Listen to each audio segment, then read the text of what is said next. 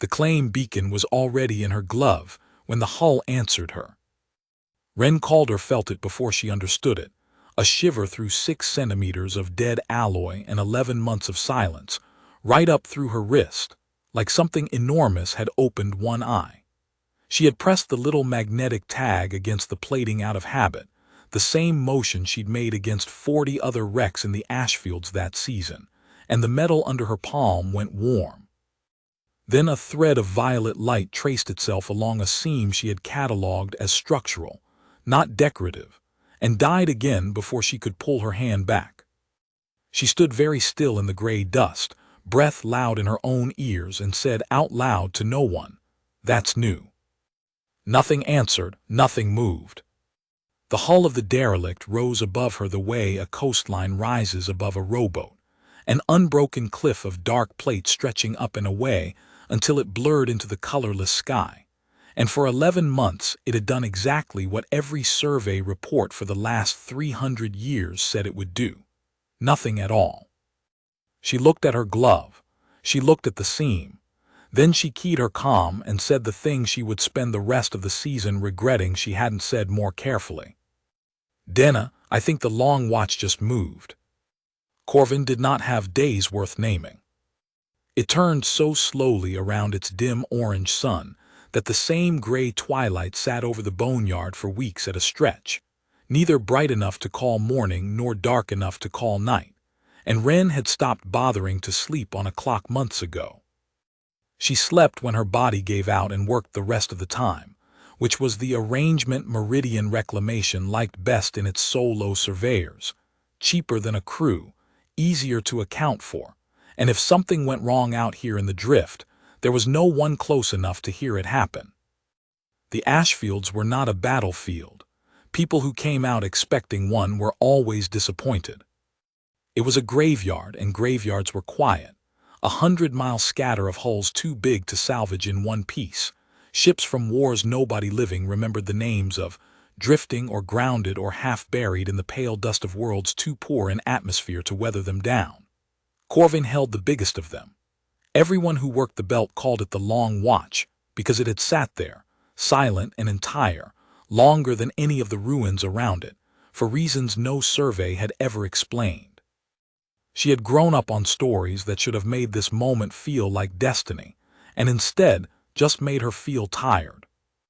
Her grandmother used to sit her on a stool in a kitchen 2 systems and half a lifetime away, and tell her that the Calders were once shipwrights, before the family scattered, and the name stopped meaning anything to anyone but themselves. That somewhere out past the settled worlds, there were vessels that would know a Calder's hand the way a dog knows its own house. Wren had believed it exactly as much as any child believes anything her grandmother says with total conviction, which was completely, right up, until she was old enough to notice that no one else's family had stories like that, and that stories like that didn't pay rent. She'd taken the old iron ring the tails came attached to, worn thin and dark and etched with a spiral she'd never bothered to look up, and put it on a chain and stopped thinking about the rest of it. It was a nice thing to own. It was not a plan. The plan was 11 months on Corvin cataloging debris for auction, and then a contract payout large enough to buy out of Meridian's book for good. She was 2 weeks from the end of it. She had already imagined, more than once, exactly what she would do with the last unclaimed hull in her sector once she'd finished: walk its length, mark its beacon, log its mass, move to the next, the way she had done to 1,100 smaller wrecks before it, and never think about the Long Watch again except as a line item. The hull had other ideas, apparently. "Say that again," Denna said, through the crackle of 40,000 kilometers of hard vacuum between the boneyard and the relay hub. Denna Akafer ran dispatch for the whole Ashfield's contract out of Meridian's little way station, and in 11 months she had become, by a wide margin, the only human voice Wren heard that wasn't her own. "You said it moved." "I said it lit up, under my hand, about a hand's width of glyph line right where I tagged it, then it went dark again." "You're sure it wasn't your beacon reflecting?" "Denna, I've tagged 400 hulls this year. I know what a beacon reflection looks like. This came from inside the plate. There was a pause long enough that Wren pictured her, 3 time zones and a bad coffee machine away, pulling up the long watches file. The file every surveyor got handed on their first week and told, with a kind of bored institutional shrug, not to waste too much time on. 3 centuries derelict. No response to any hail, scan, breach charge, cutting laser, or docking clamp in recorded history. 4 documented boarding attempts by 4 different governments and at least 2 well-funded private salvage outfits. Every one of them turned back. Not violently. The file was always careful to specify that. Just turned back. Hulls sealed. Tools failing. Boarding parties finding themselves standing outside a door that had been open a minute before. It had acquired, over 300 years, the kind of institutional shrug that big companies gave to problems they'd stopped being able to solve and started being able to ignore. Meridian held the salvage rights on paper and had never once tried to exercise them beyond an annual scan to confirm the hulk was still exactly as dead as it had always been. "It's logged as inert," Denna said finally. "You know that." "I know what it's logged as. I'm telling you what I felt." "Okay." Denna's voice went careful, the tone she used when she was about to say something she knew Wren wouldn't like. "Then you log it too, and you step back from the hull and you wait for a response team. That's the protocol for anomalous relic activity. Wren, you signed the same waiver I did." "It's not anomalous relic activity. It's a rock that twitched." "It's a 300-year corpse that's never twitched once, and now it twitched at you specifically, and I would like you to not be standing on it when it decides to twitch again." Wren looked down. She was, in fact, standing on it, braced on a shelf of plating 20 meters up the flank of the hull, boots locked to the magnetic tread strip she'd laid earlier that week, the beacon still humming faint and useless in her glove. Below her, the gray dust of Corvin rolled away in long dune shadows toward the horizon, and above her the hull kept climbing, kilometer after kilometer of it, curved like the underside of a cathedral roof, if cathedrals were built by people who had stopped believing anyone would ever come to pray in them. "I'm stepping back," she said, and meant it, and did not entirely do it. She climbed down 4 meters, which felt in the moment like a reasonable compromise between protocol and curiosity, and then she stood there in the long gray light and looked at the seam that had lit for her, and did not look away from it for a long time. Nothing happened for 6 hours. She used the 6 hours the way she used every dead stretch of time on Corvin, filing the day's survey data, running the tread strip maintenance she'd been putting off, eating a ration bar standing up because sitting down out here always felt like giving something permission to sneak up on her. She kept circling back, though in the report she was drafting, to the shape of that light. Not a warning strobe, not the flat administrative pulse of a beacon acknowledging a tag. It had moved the way water moves when something underneath it turns over, a line, then a branch, then gone, like a vein catching a heartbeat it wasn't sure it still had. When the 6 hours were up, she went back.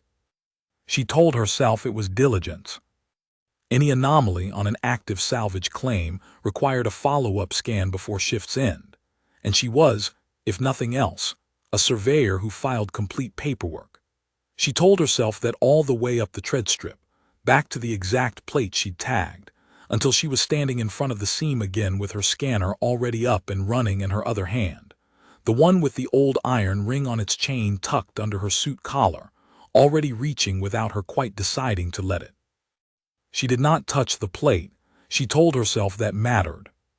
She held her palm an inch from the surface, close enough to feel the strange, faint warmth radiating off metal that should have been as cold as the dust around it. 300 years dead in a system whose sun barely qualified as one. And the glyph line woke again, not flickering this time, but rising, steady, spreading from the point nearest her hand outward across the plate in threads of violet so fine they looked etched rather than lit, like something ancient remembering how to breathe. She stopped breathing herself, just for a second. "Denna," she said very quietly, "you need to see this. I'm seeing your suit telemetry. Your heart rate just did something I don't love. It's spreading. It wasn't spreading before, it was just the one seam, now it's—" She watched a second thread branch off from the first, then a third, climbing the plate in a lattice too deliberate to be a malfunction, too old to be anything built in her lifetime. "Denna, this thing is waking up. Step back from the hull." "I am back from the hull, I'm not touching it." "Ren." Denna's voice had lost its careful edge entirely now. It had the flat, fast clarity of someone reading off an emergency checklist she'd hoped never to use. "I am reading a power signature off that hulk that should not exist. 41 years I've worked wreck contracts and I have never seen a dead ship draw current. You get off that hull and you get back to your shelter. Right now. And I am calling this in to Meridian Regional, because I do not have a protocol for a ship that isn't supposed to have batteries left waking up because a surveyor touched it." "I didn't touch it." "Then whatever you did do, stop doing it and come inside." Ren looked at the light one more time, at the pattern spreading now well beyond the tagged plate, climbing in long, unhurried threads toward a horizon of hull she couldn't see the end of, patient the way nothing mechanical had any right to be patient, and for reasons she would spend a long time afterward trying to explain to herself. She reached out anyway and laid her bare palm flat against the metal. It was warm, not machine warm, not engine warm. Warm the way a hand is warm. The light did not flare or scream or throw her backward the way every story she'd ever half-listened to said it would.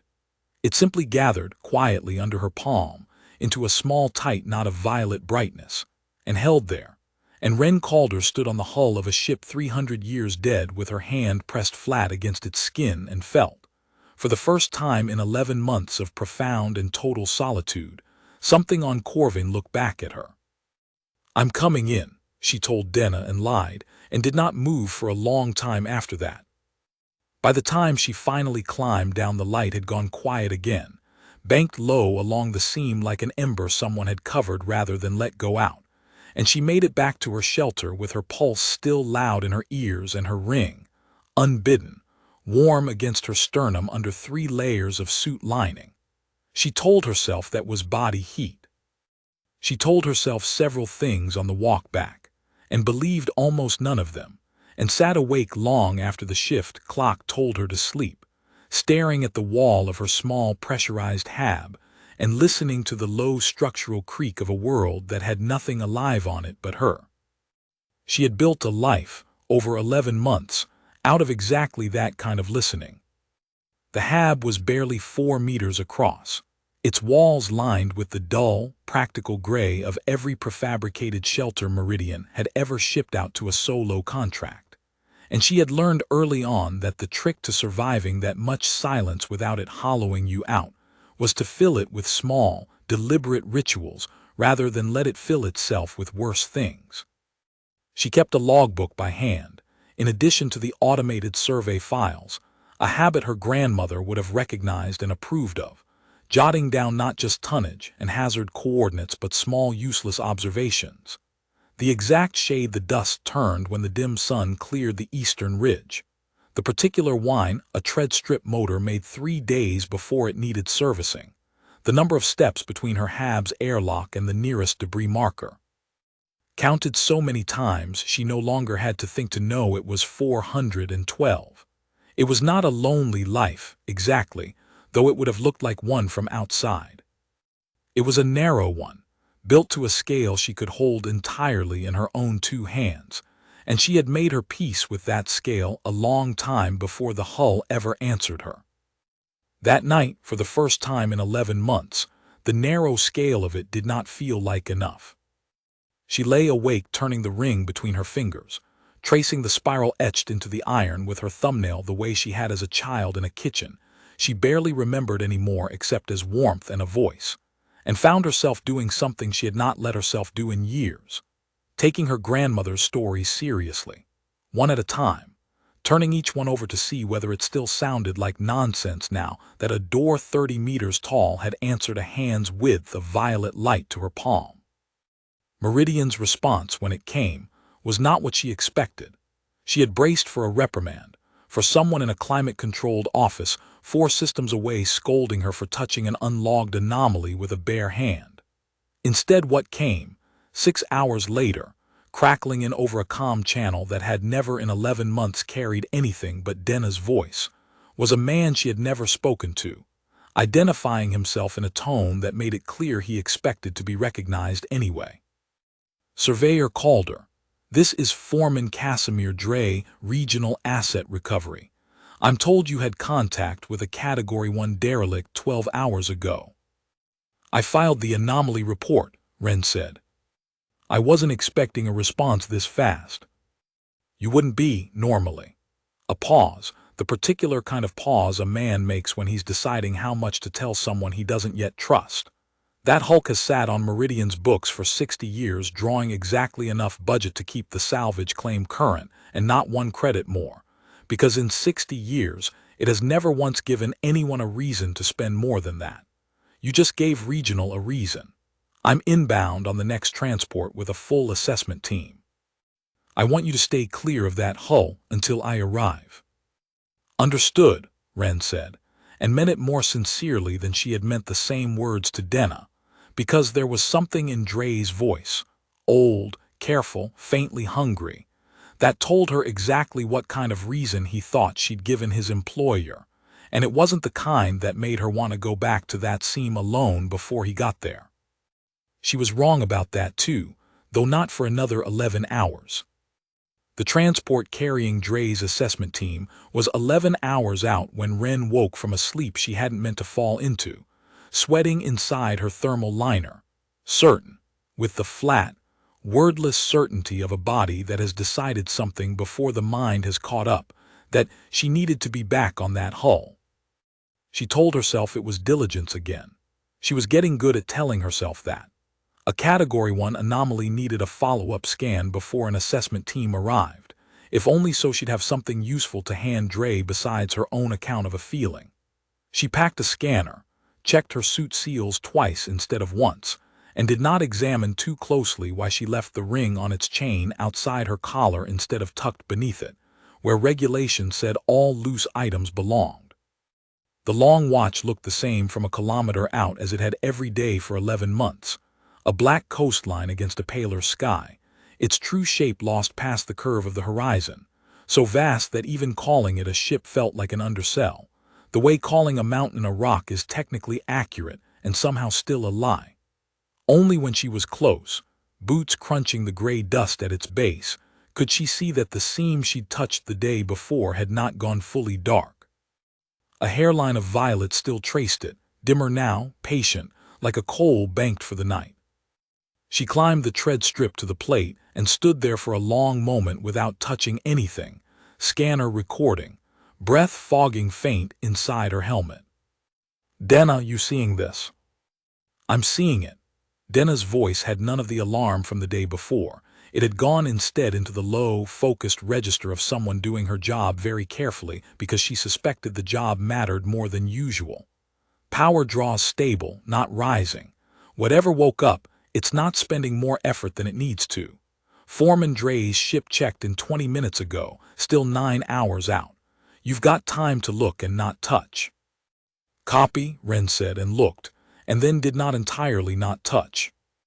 She found, running her scanner along the seam a hand's width at a time, that the violet line was not a crack or a sensor strip or anything her training had a name for. It was a groove, cut with a precision that made her own tools look like a child's toys, following a border that had been designed into the hull rather than damaged into it. The outline, she realized slowly, tracing it with her eyes rather than her hands, of a door. A door 30 meters tall, built into a hull so enormous that a door that size would have looked, to any observer without a scanner's cold measurements, like nothing more than an unusually clean weld line. No survey in 300 years had ever flagged it as a door. She checked the archive Meridian kept on file, thumbing through decades of scanned data on her wrist display while she stood there, and found that every prior team, going back to the very first recorded contact attempt, had scanned this exact section of hull and recorded it as solid plate. Either they had all missed a 30-meter door, or the door had not existed for them the way it existed for her now. She pressed her palm flat against the center of the seam, the way she had the day before, and this time she did not hesitate first. The light did not gather slowly this time, it ran. It shot outward from beneath her palm in both directions at once, tracing the full outline of the door in under 3 seconds, a violet so bright it threw her own shadow hard against the plate behind her. And then, with a groan so deep she felt it in her sternum before she heard it in her helmet mic, the door began to move. It did not slide. It did not hinge. It breathed inward, the way a mouth opens, a seam of absolute blackness widening at its center and spreading outward until a gap easily 10 meters wide stood open in a hull that had not had an opening in it, by any record Wren had ever seen in 3 centuries. "Denna," her voice came out smaller than she meant it to. "It opened." Silence on the other end, long enough that she checked her comm status twice to be sure the channel hadn't dropped. "Wren," Denna's voice when it came back had gone very quiet. "Get away from that door right now. That is not a follow-up scan situation. That is a step back and wait for the team situation, and I need you to actually do it this time because I am looking at 60 years of Meridian survey data that all agrees on exactly one thing about that Hulk, which is that nobody has ever, not once, gotten it to do that." "I know." "Then step back." Wren looked into the gap. Beyond the threshold there was no light at all, not the absence of light that meant an empty room, but a depth that swallowed her helmet lamp's beam before it had traveled more than a few meters, as though the dark inside the ship had a texture, a weight, that the dark of open space out here on Corvin simply didn't have. Somewhere far back in that blackness, faint as a heartbeat felt through a wall, something pulsed, not a light, not a sound exactly, but a rhythm, patient and enormous, like standing next to something asleep and feeling its breath move the air. She thought about Dre, 9 hours out, and the assessment team behind him, and the report she would have to write that would make this moment sound smaller and more sensible than it felt. She thought about her grandmother's kitchen, and a stool too tall for her feet to reach the floor, and a voice saying there are ships that will know a Calder's hand. She stepped back 3 paces, which technically satisfied Denna's instruction, and then she said, "I'm going to log the opening and wait for the team," which was true right up until the moment 40 seconds later when the pulse in the dark changed rhythm, quickened, and something in her chest recognized the change the way you recognize your own name spoken in a crowded room, and she was walking through the door before she had finished deciding to. "Wren," Denna's voice cracked with static and alarm both. "Wren, what are you doing? I am not reading you as stationary anymore." "I'm inside," Wren said, and heard how strange the words sounded even as she said them. "Denna, I'm inside the long watch." The corridor beyond the door was not the ruin she had expected. Every derelict she had ever surveyed in the ashfields, without exception, had the particular character of a thing left to rot, dust settled thick as snow, cabling stripped by scavengers decades gone, the sour cold of a hull with no heat and no air for centuries. This was different. The air her suit sensors read as she crossed the threshold was thin but present, and warmer than it had any right to be. The dust here lay in a fine, undisturbed film, as if the corridor had been sealed against the outside world so completely that not even entropy had gotten in. And the walls were lit. Not brightly, a low violet undertone running along seams in the deck and ceiling, the same fine glyphwork she'd seen outside, tracing patterns she didn't recognize, but that her eyes kept trying, uselessly, to read as language. It brightened faintly, a few meters ahead of her as she walked, and dimmed again behind her, like the corridor was breathing in time with her steps, showing her only exactly as much of itself as she needed to see next. Denna, are you getting my suit feed? I'm getting it. I don't. A pause, and under the professional calm Ren could hear something that might have been awe or might have been fear, and in Denna's voice right now she wasn't sure there was a difference. I don't have a file for this. 60 years of records and I don't have a single file that describes lights coming on for someone. Because they haven't, not for anyone but me. Ren said it and felt the strangeness of the sentence settle into her like a stone dropping through water, slow and certain and impossible to call back. The corridor opened, after 100 meters that felt both instant and endless, into a chamber too large for her helmet lamp to find the far wall of. She stood at its threshold and let her light play across shapes half lost in the gloom, housings the size of habdomes, their surfaces engraved with the same violet script, humped shadows that resolved, as her eyes adjusted, into row upon row of dormant machinery stretching back and up into a dark her lamp couldn't touch. Somewhere in the vastness of it, that slow pulse continued, patient, enormous, closer now than it had been at the door.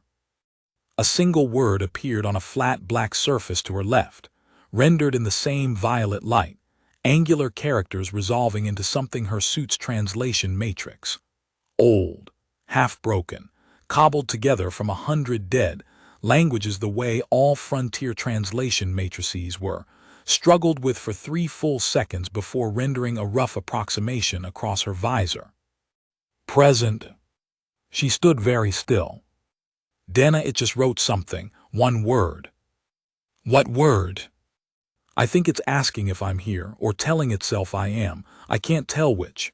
She swallowed, throat dry despite the suit's recycled air. Denna, I don't think this is a malfunction.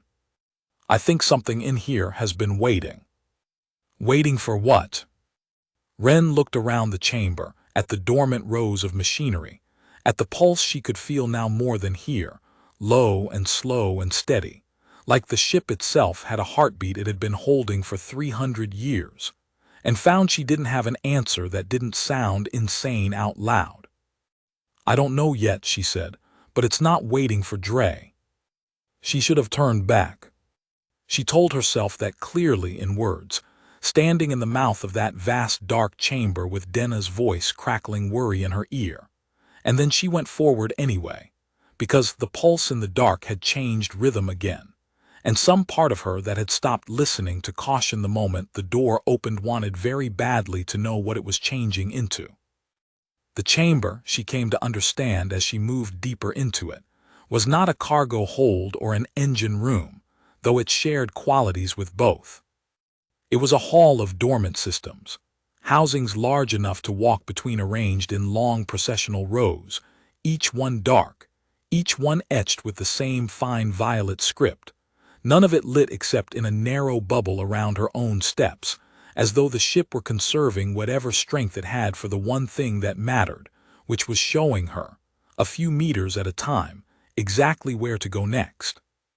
Halfway across the chamber, she found the first sign that this had once been a working place, not a monument.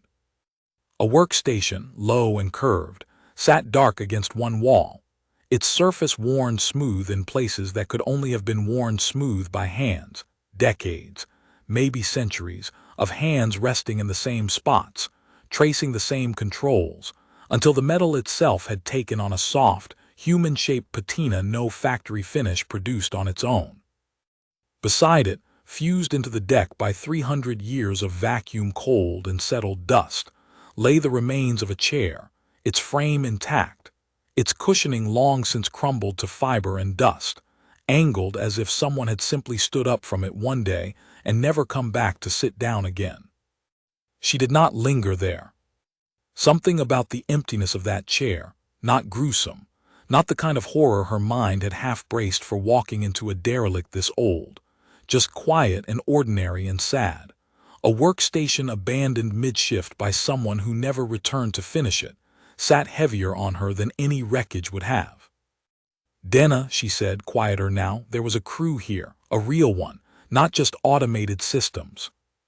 How long ago? I don't know, centuries if the dust's any indicator, but this wasn't a warship that got mothballed empty, People worked here. People left in a hurry or didn't leave at all. She swallowed. I haven't found remains. I don't know if that's good news or not. Ren, Dre's ship just hailed the relay hub. He wants a live feed from your suit the second he's in range. And he wants to know why you're inside a Category 1 derelict against a direct instruction to stay clear of it. Tell him I found a door that wasn't there yesterday, and I'm doing my job.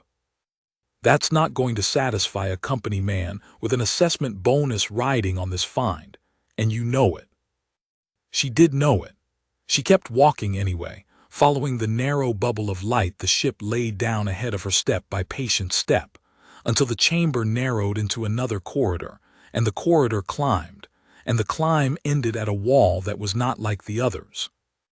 It was smooth where everything else had been engraved, a broad panel of dark alloy polished to a mirror sheen despite 3 centuries without a single hand to clean it, and set into its center, raised in letters 1/2 a meter tall, was a name.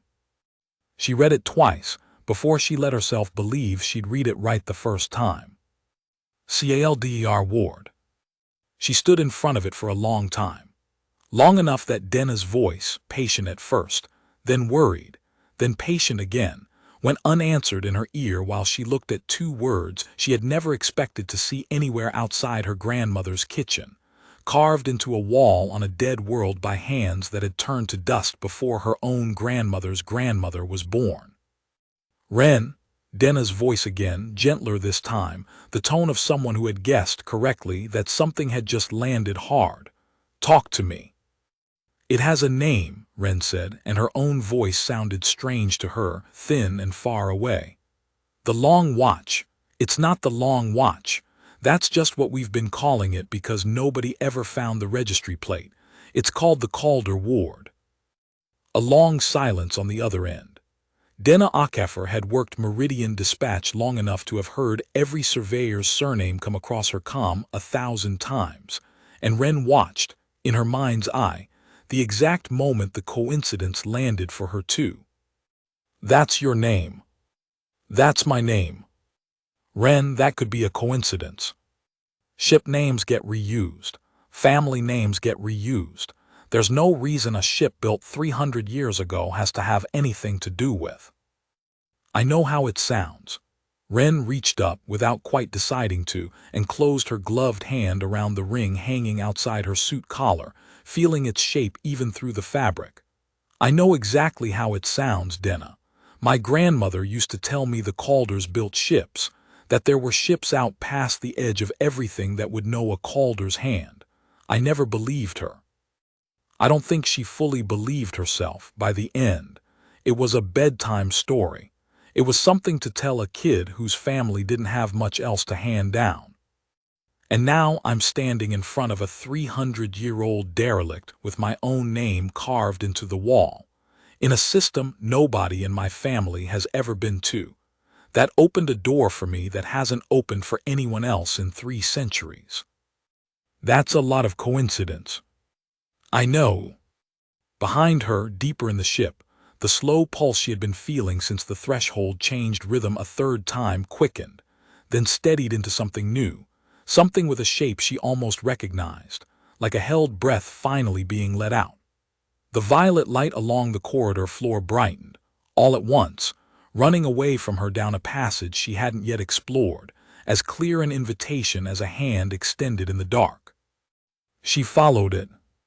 The passage led upward, a long shallow climb that her suit's inertial sensors told her was carrying her toward what would have been, on any ship built to a sane geometry, the command deck, high in the hull, forward, positioned to sea. Every few meters another single word bloomed against the wall in that same fine violet script, and her translation matrix, growing steadier now as it built a working vocabulary out of repetition, rendered them for her one at a time. Known. Close. Almost. She did not need the ring against her chest to feel warm, though it did, or her pulse to be loud in her own ears, though it was, to understand that she was being led somewhere specific, by something that had been waiting a very long time to lead someone there, and that whatever waited at the end of this climb was the reason the door had opened for her and no one else. "Ren," Denna's voice, sharp again, cut through her focus. "Dre's ship is in orbital range. He's demanding I patch him through to your suit channel directly, and he's already talking about a security override on Meridian's authority to lock the site down the second he lands. If he finds out you went inside without him, on a Category 1 find, he is going to have grounds to pull your contract clean and call it a safety violation, and you are 2 weeks from a payout you've spent 11 months earning. I need you to think about that." Ren stopped climbing.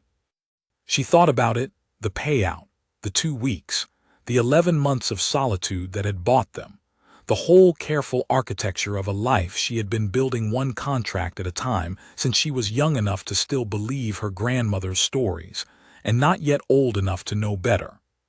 She thought about how easy it would be to turn around, walk back out the door before Dre's shuttle set down, and let a company assessment team take the credit and the risk both, and go home with her payout intact, and her name nowhere near an incident report. Then she looked up the passage, at the last word still glowing faint on the wall ahead of her, almost, and understood, with a clarity that surprised her by how little it frightened her, that she was not going to turn around. "Patch him through," she said. "I'll talk to him, but I'm not stopping." "Ren." "Denna, whatever this is, it didn't wait 300 years to open a door for a company assessment team. It opened it for me. I want to know why before somebody with a salvage quota gets here and decides the answer doesn't matter as much as the asset does."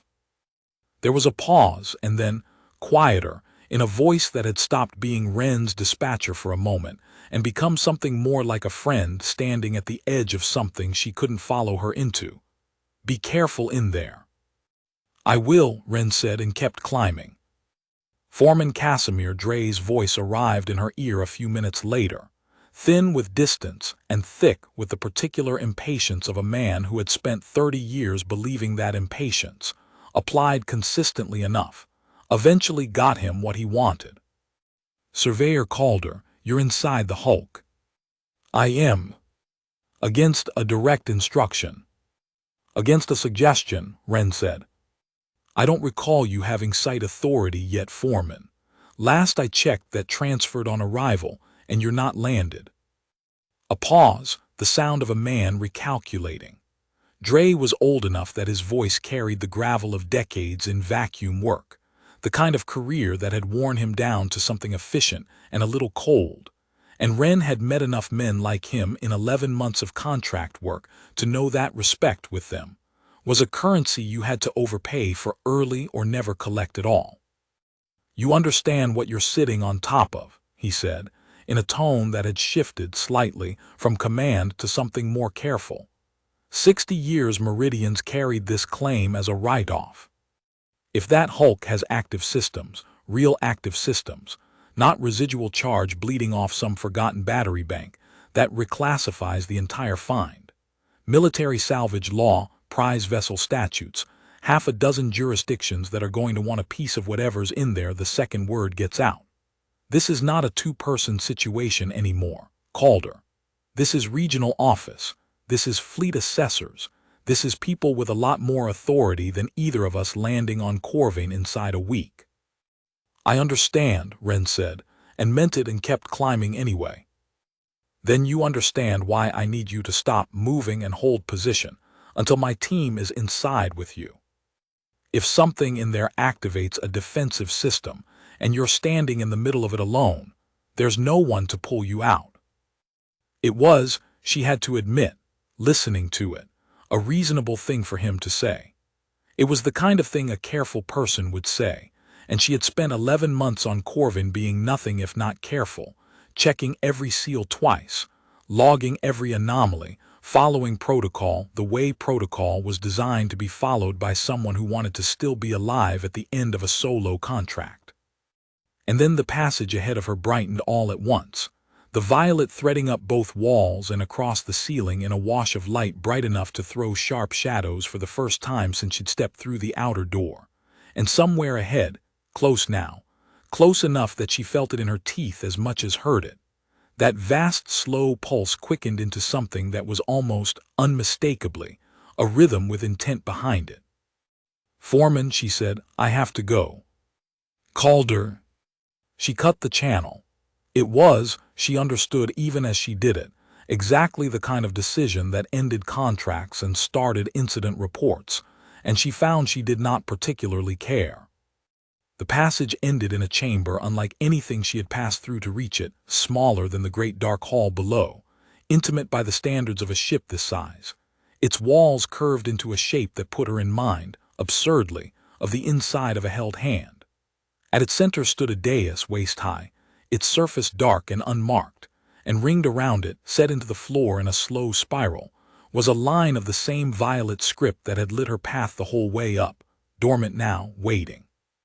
She stepped into the chamber, and the door behind her sealed, not violently, not with the trapped animal panic that should have gripped her, but quietly, the way a door closes on a room where a conversation is about to start that doesn't need an audience. "Denna, are you still reading me?"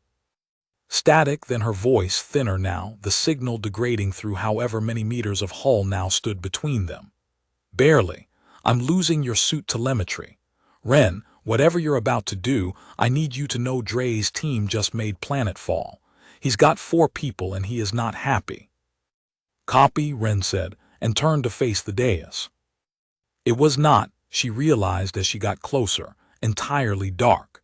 Deep within its surface, buried under what looked like centuries of dust that had somehow settled even here, behind a sealed door, in a chamber the ship had clearly been keeping ready, there was a faint, banked warmth. The same violet ember glow she'd first seen on the outer hull 2 days ago, patient and small and enormously old. She reached out and laid her palm flat against it. The chamber did not explode into light the way she half expected, half feared. It woke slowly, respectfully, the glow beneath her palm spreading outward across the dais in the same unhurried lattice she'd watched climb the outer hull, until the whole surface glowed soft violet. And above it, rising out of nothing, a shape began to gather in the air, not solid, not quite light either, something in between, resolving slowly into an image she had no context to understand, and every instinct telling her to watch anyway. It was a woman, old-fashioned in dress, by the look of the high-collared coat and the way her hair was bound close to her skull, standing on what Ren recognized, with a jolt, as this exact chamber, 300 years younger, brighter, full of people moving in the background, purposeful, the ship alive around her in a way it had not been alive in all the centuries since. The recording, if that was what it was, carried no sound Ren's suit could translate. Just the woman's mouth moving, her hand resting on the same dais Ren's hand now rested on. Her eyes, even reduced to light and memory, carrying an expression Ren recognized because she had seen the same one, more than once, in her own grandmother's face telling the same story for the 100th time to a child who had stopped really listening. Hope, careful, exhausted, stubborn hope. The image held for perhaps 10 seconds and then dissolved, and in its place, resolving out of the same violet light, came the single word her translation matrix had been building toward this whole climb, larger now, steadier, filling the chamber's air like something finally being said out loud after 300 years of silence. "Remembered." Ren stood with her hand on the dais and felt her throat go tight in a way she had not expected and did not entirely welcome, because it was one thing to suspect, walking a dark corridor, that a ship might know your family's name. It was another thing entirely to stand in a chamber built. It was becoming clear, specifically to wait for someone like her, and be shown, without a single translated word of context, that whoever had stood here 3 centuries ago had died hoping someone like her would come. Behind her, faint through the sealed door, she heard the first hard percussion of a breach charge going off somewhere lower in the hull, and the ship, the whole vast structure of it, felt through the deck under her boots as much as heard, shuddered once, like something startled out of a long sleep by an unwelcome hand. The tremor passed through the deck a second time, sharper, and the violet light ringing the dais dimmed for a heartbeat before steadying, as if the ship had flinched and then, deliberately, composed itself. "Denna," Wren's voice cracked with static as she raised her wrist to try the comm again. "Denna, are you reading me? Something just breached lower in the hull." "I'm reading you, barely." Denna's voice came through in fragments, the signal fighting through however many decks of alloy now stood between them. "Dre's team set a charge on a service hatch 2 levels below the outer door. He says he's not waiting for company authorization on a Category 1 find with an active occupant inside it he can't raise on comm. He's moving his people in. Tell him to stop." "I already told him to stop. He doesn't answer to me, Wren. He answers to Regional, and Regional wants eyes and hands on that ship before some other outfit's lawyers make a jurisdiction claim. He thinks you're compromised. He thinks the ship's holding you." "It's not holding me, it's showing me things." "I believe you." "He doesn't, and he's the one with a breach kit." Wren turned from the dais, and the sealed door at the chamber's far side, the one that had closed so gently behind her, opened again just as gently, the violet threading down the passage beyond it in the same patient, guiding lattice as before, except now, laid over the comm of it, she could feel something else moving through the ship's structure. A tension in the deck under her boots that had not been there minutes ago, alert and watchful in a way that made the hair on her arms rise even through the suit. She followed the light back down, faster now, and 2 turns into the passage she heard, muffled through decks of alloy, raised voices, and under them a low grinding groan that was not the ship settling but the ship reacting. She came around the last turn into the great dark hall and found it lit fully, for the first time, every dormant housing along every row glowing faint violet, the whole cathedral space of it awake and watching, and at its far end near the outer door, 4 figures in meridian hazard suits stood frozen in a spreading pool of light, while a section of decking beneath their boots had risen, smoothly, silently, into a low wall that now separated them from the passage deeper in. "It's not letting them through," she said, half to Denna, half to herself. "Is anyone hurt?" No, it's not," she watched from 30 meters off, as one of the suited figures, unmistakably Dre by the set of his shoulders and the volume of what he was shouting into his own comm, slammed a gloved fist against the new wall, and the wall did not so much as ripple. 2 of his people had their cutting tools out, aimed, and the wall's surface where the beam struck simply glowed a fraction brighter and did not cut. "It's just refusing them. The way it refused every team for 300 years. It's not hurting anyone. It's just not letting them in. That's not going to stop him trying." "It didn't." Wren watched Dre gesture his team back, watched them retreat toward the outer door and the daylight beyond it, and for one breath let herself hope he decided to wait for proper authorization after all. Then she saw the case one of his crew was hauling from the shuttle outside, larger than a breach charge, squared off, the unmistakable profile of a structural cutter meant for opening hull plate that didn't want to be opened, and understood with a cold drop in her stomach that he had not decided to wait for anything. She crossed the hall at a run. "Foreman," she shouted, close enough now that her own suit's external speaker carried, no comm channel needed. "Foreman Dre, stand your people down." He turned, and even through the tint of his visor she could read the particular fury of a man who believed, entirely and not without reason, that he was the only adult in a situation being run by amateurs. "Calder, you want to explain to me why a 300-year dead hulk just built a wall in front of my crew?" "Because it doesn't want them in there yet. It doesn't get a vote. This is a Meridian asset under Meridian salvage claim, and I have 4 people and a shuttle and a legal mandate to secure it, and you have gone from surveyor to liability the moment you walked through that door without authorization." "It's not dangerous," Wren said, closing the last of the distance between them, close enough now to see the structural cutter's readout blinking active in the hands of the crewman behind him. "It hasn't hurt anyone. It's not going to hurt anyone unless you try to force your way through a wall it built specifically to keep you out. And you know that how? You've been inside it for what, 2 hours? I know it because it's had 300 years to hurt someone, and it never has. Every team that ever came here got turned back, not killed. Every record you've got says the same thing. It doesn't fight. It refuses. She held his eyes through both their visors steady and made herself say the next part slowly because she understood, saying it, that it was going to sound exactly as strange out loud as it had sounded in her own head an hour ago. It's not refusing me. I don't fully understand why yet. But if you cut through that wall, you're not opening a door. You're forcing something that has never once used force against anyone to decide whether it's going to start. Dre's jaw worked behind his visor. He was, Ren understood, not a stupid man. Whatever else he was, a company man. Tired. Near the end of a career built on getting difficult assets secured without incident.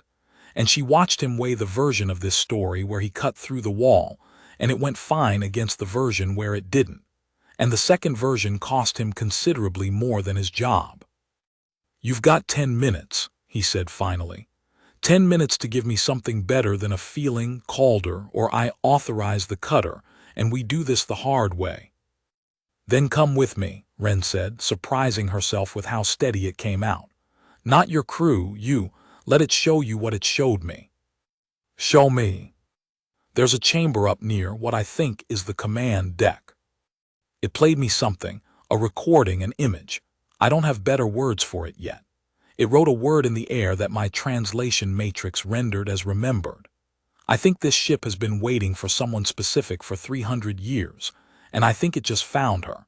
And I think if you put a cutter through its hull before you understand why, you are going to be the man who destroyed the first proof in 300 years that whatever built this thing is still, in some sense, alive in there." For a long moment Dre said nothing at all, and behind him his crew stood motionless, cutter readout still blinking, waiting on a decision that wasn't theirs to make.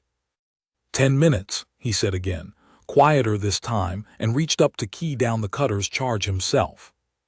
"You've got 10 minutes to show me something, Calder, and then I'm calling regional whether you like the answer or not."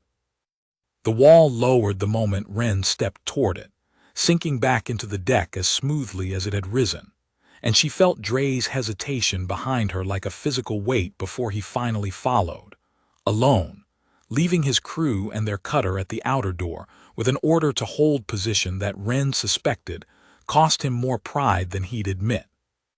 "It only lets down the wall when I'm the one walking through it," she said, not looking back. "I've tested that theory exactly once. I'd rather not test it twice in front of you and be wrong." "Comforting," Dre muttered, but he kept pace, and Ren noted with something that was almost sympathy that his footsteps had gone careful in a way they hadn't been outside, the walk of a man recalculating, step by step, just how much of his life's experience with derelict salvage had prepared him for exactly nothing. They crossed the great dark hall together, the rows of dormant housings glowing softer now, as if the ship had settled from its earlier alarm now that the threat at its door had stood down. Dre slowed twice to look at the workstation Ren had passed before, at the fused shadow of the chair beside it, and said nothing. But Ren watched something shift in his face, the particular quiet of a company man who spent his career pricing derelicts by tonnage, confronting for the first time the plain fact that somebody had lived here. "You said it played you a recording," he said, as they started up the long climbing passage toward the chamber with the dais. "Show me." "It's not going to be the same for you. It wasn't giving me a briefing, Foreman. It was giving me a memory. I don't think it works on command." "Then what do you think it works on?" Ren considered the question longer than she meant to, climbing in silence for a dozen meters before she answered. "I think it works on recognition. It didn't open for the first team that came, or the second, or the third. It didn't open for 60 years of Meridian surveys, including 11 months of me walking past this exact hull almost every week doing nothing more remarkable than tagging debris. It opened the day I put my hand flat on the plate instead of just scanning it. I don't think that's a coincidence of timing. I think it's been checking, the whole time, for something specific, and it just took me 11 months to finally do the one thing that let it check. Check for what? She didn't answer that one, because she was still climbing toward the answer herself, and they reached the chamber with the dais before she had to try. The door was open, the way she'd left it, and the violet ring set into the floor glowed steady now instead of dormant, the whole small space breathing the same patient light she'd felt gather under her palm the first time. Dre stopped in the threshold, and Wren watched him take in the curve of the walls, the raised dais at the center, the quiet weight of a room built unmistakably to matter. "Put your hand on it," Wren said. "See what it shows you." He hesitated, and she understood the hesitation, because she had felt an echo of it herself the first time, the particular fear of a person who has spent a career believing dead things stay dead, standing in front of proof they don't always. Then he stepped forward, deliberate, and laid his gloved palm flat against the dais surface. Nothing happened. He waited, jaw tight, and the violet light beneath his hand did not so much as flicker, and after a long 10 seconds he pulled his hand back and looked at Wren with an expression that was not quite accusation and not quite relief. "Nothing." "Try again. Bare skin, maybe. I had my glove off the first time, too." He stripped his glove and tried again, and again the dais lay dark and inert beneath his palm, patient in a way that felt, to Wren, less like malfunction and more like a very old, very deliberate kind of politeness. A thing declining to answer a question it hadn't been asked. "It's not for you," Wren said quietly, and stepped up beside him, and laid her own bare hand on the surface, and the light rose immediately, the same slow lattice climbing outward from beneath her palm exactly as it had the first 2 times, filling the chamber with soft violet warmth while Dre stood a half step back.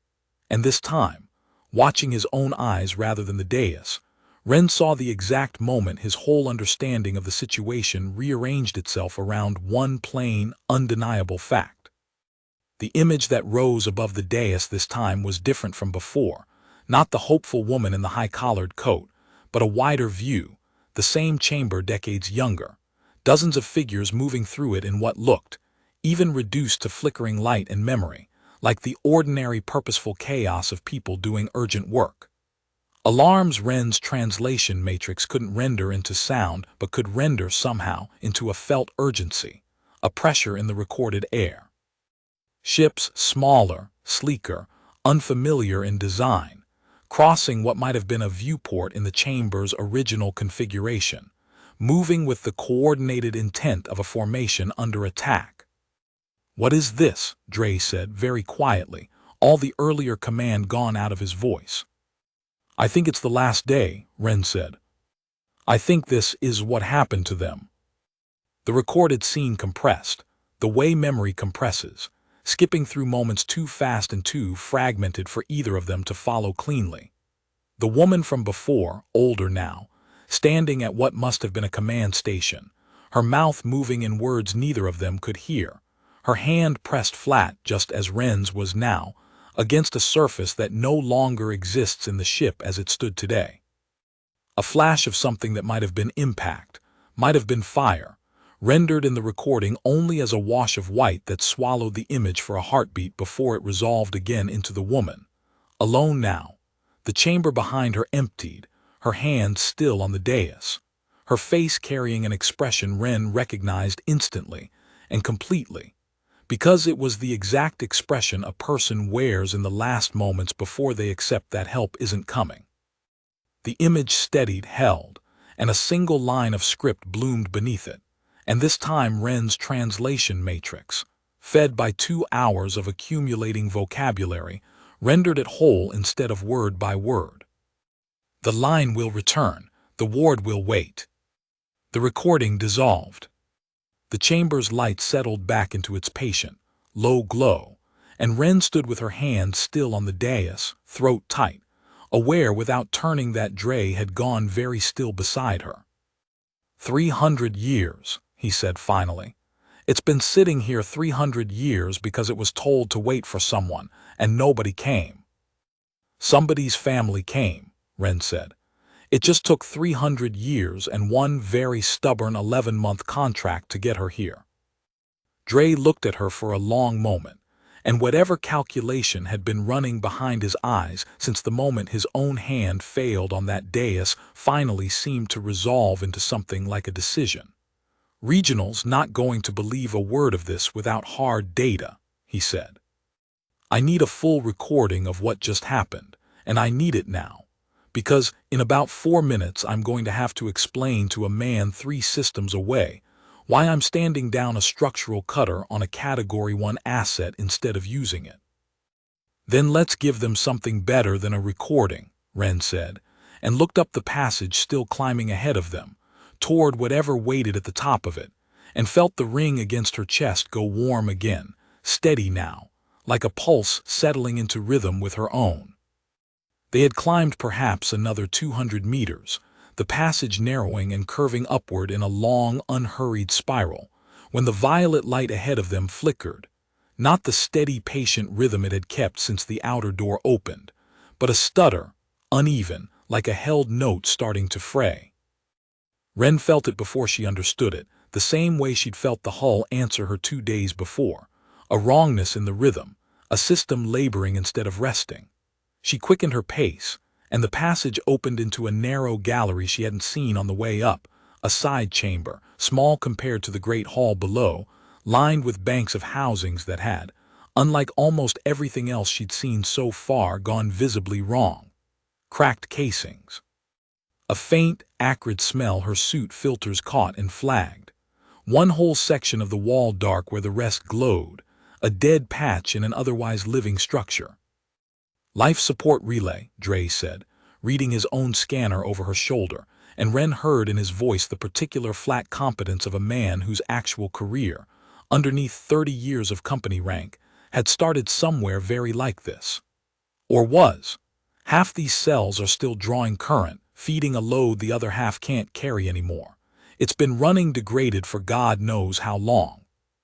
Probably the reason the rest of the ship stayed dormant this whole time. Not enough clean power to spare on waking up more than it had to. Ren crouched by the dead section, scanner in hand, and felt something in her chest settle into a rhythm she recognized far better than glyphs and prophecy. The plain, practical rhythm of a problem she actually knew how to solve. 11 months on Corvin had taught her nothing about ancient bloodlines or ships that waited 3 centuries for a single name. It had taught her, exhaustively, unglamorously, how power relays failed on old hardware, because she had spent 11 months keeping her own HAB's aging systems alive with nothing but a toolkit and stubbornness. "This cell's not dead," she said, running her scanner along the cracked casing. "It's starved. Something upstream's been feeding it a fraction of what it needs for, I don't know, decades, maybe longer, patched together on whatever residual charge the ship had left. If I can get a clean line to it." "You want to try to fix 300-year-old alien hardware with a survey kit?" "I want to try to fix a relay," Ren said. "I don't know what's alien about it and what isn't. A dying power cell is a dying power cell, Foreman. I've kept worse than this running on Corvin with spare parts I scavenged off a hull that was already scrap when I found it." Dre watched her for a moment, and something in his expression, the last of the company caution, maybe, or something older than that, eased. "You've got maybe 10 minutes before Regional starts asking harder questions than I can stall. Make it fast." She made it fast, though fast, on a system built by hands and minds 300 years gone, still took nearly all 10 minutes she had. She worked the way she'd worked every failing system on Corvin, methodically, listening more than guessing, tracing the crack in the casing back along its length until she found the junction where the clean line should have run and didn't, splicing in a length of her own kits, cabling with hands that had done exactly this kind of work, on exactly this kind of desperate, patched-together hope, more times in 11 months than she could easily count. When the connection took, it did not announce itself with fanfare. It simply steadied, the stutter in the light along the gallery smoothing into the same patient rhythm as the rest of the ship, the acrid smell fading as her suit filters cleared it, the dead patch of wall flickering once, and then holding a low, even glow that matched its neighbors. Somewhere deeper in the ship, the great slow pulse she had been feeling since the threshold quickened, just slightly, the way a held breath eases when a strain finally lifts. "Well," Dre said, into the quiet that followed, in a tone that had lost the last of its earlier hostility, "I've assessed a great many derelicts in 30 years, Calder, and I have never once watched one say thank you. It's not saying thank you. It's just breathing easier. With respect, Surveyor, from where I'm standing that's the same thing."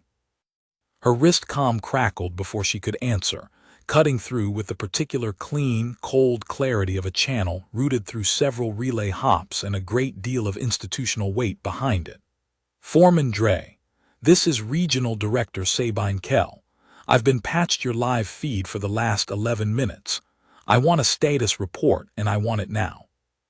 Dre straightened, the company posture settling back over him like a coat put back on. "Director, we have confirmed active systems throughout the vessel, contact with what appears to be a preserved shipboard intelligence," and he glanced at Wren, choosing the word carefully. "A demonstrated interface response specific to Surveyor Calder. No hostile action against my team. One structural repair completed on internal power infrastructure, performed by the Surveyor successfully." "Understood." A pause, brief and administrative, the sound of a decision already made being formatted for delivery. "Effective immediately, this find is reclassified as a Category 0 contact event, which places it under joint jurisdiction of Meridian Regional and the Compact Salvage Authority. I'm dispatching a full extraction and containment team from the nearest fleet waypoint, arrival in approximately 19 hours. Until then, I want that vessel secured. I want Surveyor Calder's access logged and limited, and I want a full data package on this so-called interface response ready for the incoming team's assessment." Wren felt something cold settle in her stomach at the phrase access limited, the particular chill of watching a decision get made about her without her name attached to the making of it. "Director," she said, before Dre could answer, "with respect, the vessel isn't responding to anyone but me. Limiting my access doesn't secure it. It just leaves nobody able to talk to it at all." There was a pause on the other end that felt, even compressed through relay static, distinctly unimpressed. "Surveyor Calder, I appreciate that you've had an extraordinary 2 days. I also need you to understand that a Category 0 contact event with a vessel of unknown capability and unknown origin is not a personal discovery. It is a jurisdictional and security matter, and the individual with unexplained interface access to it is, from a containment standpoint, the single greatest variable in the room. You will be debriefed extensively by the incoming team. Until then, Foreman Dre has operational authority on site, and I expect full cooperation." The channel closed with a flatness that made clear no further discussion was invited. Wren stood in the small gallery, the newly repaired light glowing steady around her, and felt, for the first time since she'd laid her hand on that hull 2 days ago, something closer to fear than wonder, not of the ship, but of 19 hours from now, when people with considerably more authority than Dre arrived to decide, on paper, what she was and wasn't allowed to be to a thing that had waited 3 centuries specifically for her. 19 hours, Dre said quietly, watching her. "I won't pretend I know what that team's going to do when they land, Calder. I've seen Category 0 reclassifications before. They don't tend to leave much room for the individual who found the thing." "What would you do?" Wren asked, "in my position?" He considered the question with more care than she expected from a man who, 2 hours ago, had been ready to put a structural cutter through the hull she was standing inside of. "I'd go find out what it wants from you," he said finally. "Before 19 hours from now, somebody who's never stood in that chamber and felt what you felt makes that decision for both of you. They climbed the last stretch of the spiral passage together, and this time neither of them spoke, because the ship itself had begun to fill the silence for them. Every few meters, along walls that had shown her single words on the way up, longer phrases now bloomed and faded, her translation matrix rendering them almost as fast as they appeared, as though the vocabulary between her and this vast old mind had finally built enough common ground to hold a real conversation. You returned the power. You did not take. You stayed when the others came to claim. She read each one and felt her throat tighten a little further, because they were not, she understood slowly, a recitation of facts. They were an accounting. Somewhere in the vast dark architecture of this ship, something had been watching her, not just in the 2 hours since the door opened, but longer, she suspected, though she could not yet say how much longer, and weighing, with patience she could not begin to imagine, whether what it saw was enough. It's testing you, Dre said low, reading the same words over her shoulder. Not the door, not the corridors, this. It's still deciding. I know. The passage ended at last, in a chamber that made every other space in the ship feel like an antechamber built to it. A command deck so vast that Wren's helmet lamp found no ceiling at all, only a soft violet wash rising into darkness overhead like a night sky seen from underneath still water. Consoles curved away from a central dais in wide arcs, dozens of stations dark and waiting, and at the center of it all, rising from the deck in a column easily 3 meters tall, stood something that was not a console or a dais at all, but a core, a single mass of the same dark alloy as the hull outside, veined through with violet light that pulsed, slow and enormous, in perfect time with the rhythm Wren had felt through her boots since the moment she first stepped through the outer door. This close, the pulse did not feel like machinery, it felt like a heartbeat. She crossed the deck toward it, aware of Dre hanging back a half step, aware of her own breath loud inside her helmet, aware most of all of the ring against her chest, warm now in a way that had stopped feeling like coincidence 3 chambers ago. Denna, she said, though she doubted the signal would reach this deep, if you're hearing this, I'm at the core. I think this is it. Static answered her, faint and broken, and then, astonishingly, a fragment of Denna's voice came through, thin as paper. Reading you barely, Wren, whatever happens.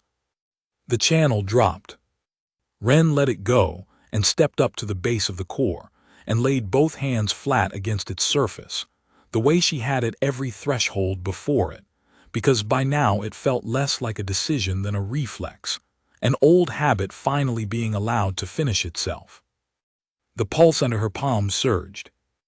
Light did not simply climb this time, it flooded, outward from the core in every direction at once, racing across the curved consoles, up the walls, into the dark overhead until the whole vast chamber blazed violet from floor to unseen ceiling, and Wren staggered back a step under the sheer force of it, catching herself on the core's edge, heart hammering, half blind.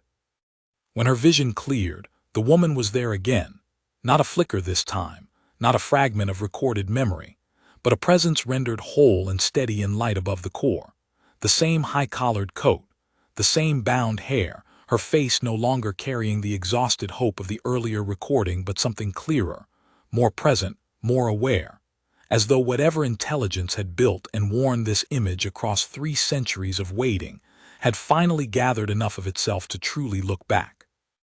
It's she, regarded Wren for a long moment, and Wren found she could not look away, could not have moved if the deck itself had opened beneath her. You carry the mark, the voice said, and it was not sound exactly, not the way Denna's voice was sound through a comm speaker, but something that arrived directly behind Wren's sternum, warm and certain, translated by no matrix or suit possessed. But the mark alone has never been enough. 3 came before you wearing lesser echoes of it in years long past, and this war did not open for them, because a name is not a right. A name is only a question. Then what answers it? Wren asked, and her voice came out steadier than she felt. What you did in the dark when no one was watching to reward you for it. You repaired what was broken and asked nothing of it. You stood between this ward and those who came to strip it before you understood what it was. You did not take. You stayed, the light around the figure brightened, slow and deliberate, gathering itself. The blood opened the door, the doing opens the ward. Behind her, Ren heard Dre's breath catch audibly through his helmet speaker, and understood, distantly, that whatever was happening here was being recorded on every channel his suit carried, streaming, however imperfectly, toward a regional director 19 hours out who was going to have to reckon with a very different report than the one she'd been expecting. "I don't know what I am to you," Ren said, and it came out smaller than she meant it to, honest in a way she hadn't let herself be honest in a long time. "I came out here for a contract payout. I didn't come looking for a ship or a bloodline or any of this. I'm not a captain. I'm not a shipwright. I'm a surveyor who tags wrecks for auction. The line that built this ward were shipwrights once, and then they were exiles, and then they scattered so far and so long that even the memory of their own name became a story told to children who did not believe it," the presence said, and something in the light around her seemed, for a moment, almost gentle. "You did not come looking for this ward because you did not know it was yours to look for. That does not make the claim less true. It only makes the finding harder one." Ren looked past the figure, up into the vast dark violet-lit reach of the command deck, at rows of dead stations that had waited 300 years for hands that knew how to hold them, and felt, for the first time since she'd stepped off her hab 3 days ago, the full and staggering weight of what she was standing in the middle of. "What happens now?" she asked. "If I say yes to whatever this is, what happens to me?" "That is not this ward's question to answer," the presence said. "It is yours. This ward will not take an unwilling hand, no matter whose blood moves it. It waited 3 centuries rather than open for a hand that did not choose it freely. It will wait longer still, if that is your answer." Behind her, faint through the storm of light and presence and static, Ren heard Dre's voice, quiet, almost reverent despite himself. "Calder, whatever you're about to do, do it fast. I'm reading a fleet transponder ping on long range. Regional's containment team isn't 19 hours out anymore. Somebody moved the timetable up." Ren did not need 19 hours, or 9, or even 9 minutes, though the choice deserved more weight than the handful of seconds she actually gave it. She thought, briefly and without warning, of a kitchen 2 systems and half a lifetime away, and a woman old enough to have earned the right to tell a child stories nobody else believed, and the particular stubbornness it must have taken to keep telling them anyway, decade after decade, hoping one of them would land somewhere it mattered.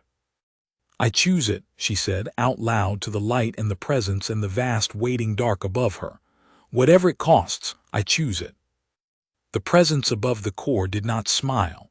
Ren was not certain it had a mouth to smile with, in whatever sense the light gave it form, but something in the quality of the glow around it warmed, gathered, gentled, the way a held breath finally lets go. "Then hear this ward's answer, freely given, as yours was freely given," it said, and the words did not simply arrive behind Ren's sternum this time. They filled the chamber, translated somehow into a resonance that even Dre, 3 meters back, unequipped with whatever channel had let Ren hear the earlier words directly, could hear ring through his own helmet speaker, clear and whole and unmistakable.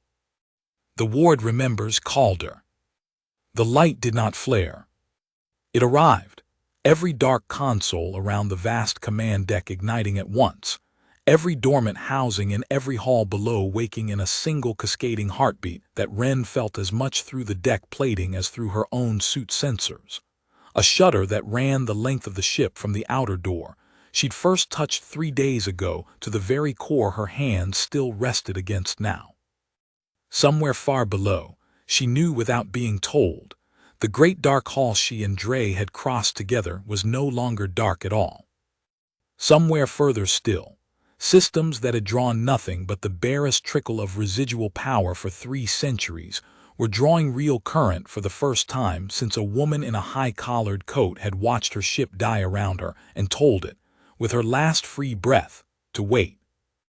Dre had gone very still, his own helmet lamp forgotten, useless now against a chamber blazing with its own violet light.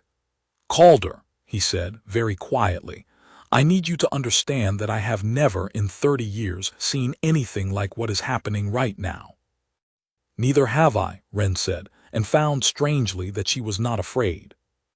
The core's pulse under her palms had steadied into something closer to a resting heartbeat than the labored, ember-banked rhythm she'd first felt through 6 centimeters of dead alloy. Steady, patient, no longer holding itself together on the barest reserves, but drawing, freely and fully, on power it had not spent in 300 years. New words bloomed in the air above the core, no longer the halting single syllables of a system relearning a language it hadn't used in centuries, but full and fluent, addressed directly to her.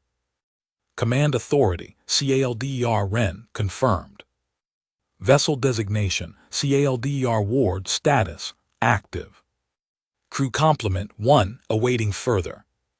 She read the last line twice, and felt something in her chest crack open in a way that had nothing to do with fear at all, because awaiting further was not a threat, or a demand, or even really a statement of fact. It was, in the plainest terms, a 300-year-old mind could manage after 300 years of silence, an invitation. A ship this size, built for a purpose Wren was only beginning to understand, had not been built to be crewed by one. Her wrist comm crackled, alive again now that whatever had been drowning the signal inside the ship's dead sections had lifted along with everything else, and Denna's voice came through clear and shaking. Wren, are you there? I'm reading a power spike off that hulk that's gone off every scale we have. I have Meridian Regional screaming into my ear that they want a status report right now." "Tell them it's not a hulk anymore," Wren said, and heard her own voice come out steady, almost calm, in a way that surprised her more than the light did. "Tell them the Calder Ward just woke up and I'm standing on its bridge, and it just told them through me that it isn't dead and it isn't derelict and it isn't unclaimed." Denna was quiet for a long moment, and when she spoke again her voice had gone thin, not with fear, but with something closer to wonder. "They're not going to like that." "No," Wren agreed, looking up into the vast lit reach of the command deck, at consoles waking one by one around her like a city coming back to life after a long dark winter. "I don't imagine they will." Outside, faint through the hull, faint through 300 years of silence just broken, an alarm began to sound on Dre's own suit channel, a proximity warning, sharp and urgent, and beneath it, growing louder, the unmistakable deep thrum of a fleet-grade vessel entering close orbit far faster and far earlier than any 19-hour estimate had promised. "That's not Regional's containment team," Dre said, reading his own scanner with an expression that had gone hard and careful again, the last of the wonder folding back down under 30 years of institutional instinct. "That's a compact enforcement cutter. Somebody outside Meridian's chain of command heard about a Category 0 contact event and decided they weren't willing to wait either." The cutter that broke orbit above Corvin 20 minutes later carried the clean, aggressive lines of a vessel built to intimidate rather than explore. And it did not wait for a hail to be answered before its boarding shuttle detached and began its descent toward the newly lit hull of the Calder Ward. "Compact enforcement cutter Vigil's Edge, this is Commander Ewan Aldrich." A new voice cut across every open channel at once, flat and hard-edged in the particular way of a man used to being obeyed before he'd finished a sentence. "All personnel currently aboard the derelict designated Corvin Prime are ordered to evacuate immediately. This vessel has been reclassified under Compact statute as an unregistered contact event of unknown origin and unknown threat capability, and is now under Compact jurisdiction pending full military assessment. Any individual remaining aboard after this hail will be treated as a security risk." Ren felt the words land in her chest like a hand closing around something she'd only just been allowed to hold. "He's not talking to a Hulk," she said, quiet to Dre. "He's talking to a live warship with an active command authority. That's a very different reclassification, and he doesn't know it yet." "He's going to find out fast," Dre said, "and I don't think you're going to like how." They found out together, in fact, less than 10 minutes later, when the boarding shuttle set down at the base of the hull and a squad in hard armor, 6 of them. Ren counted through the command deck's now fully active external sensor feed, a resolution and clarity of imaging that made her own suit's cameras look like a child's toy, moved toward the outer door with the brisk, practiced efficiency of people who did not expect to be refused. They were refused. The door Ren had walked through 3 days ago, still standing open the way she'd left it, did not close on them violently. It simply was not there for them the way it had been there for her, the threshold holding steady at a width that would admit one person at a time, and only, the command deck's readouts made instantly and unambiguously clear, one person specifically. Access CALDER Ren, authorized. Access all other personnel. DENIAD, pending command authority review. "They're not going to accept that," Dre said, watching the feed over her shoulder.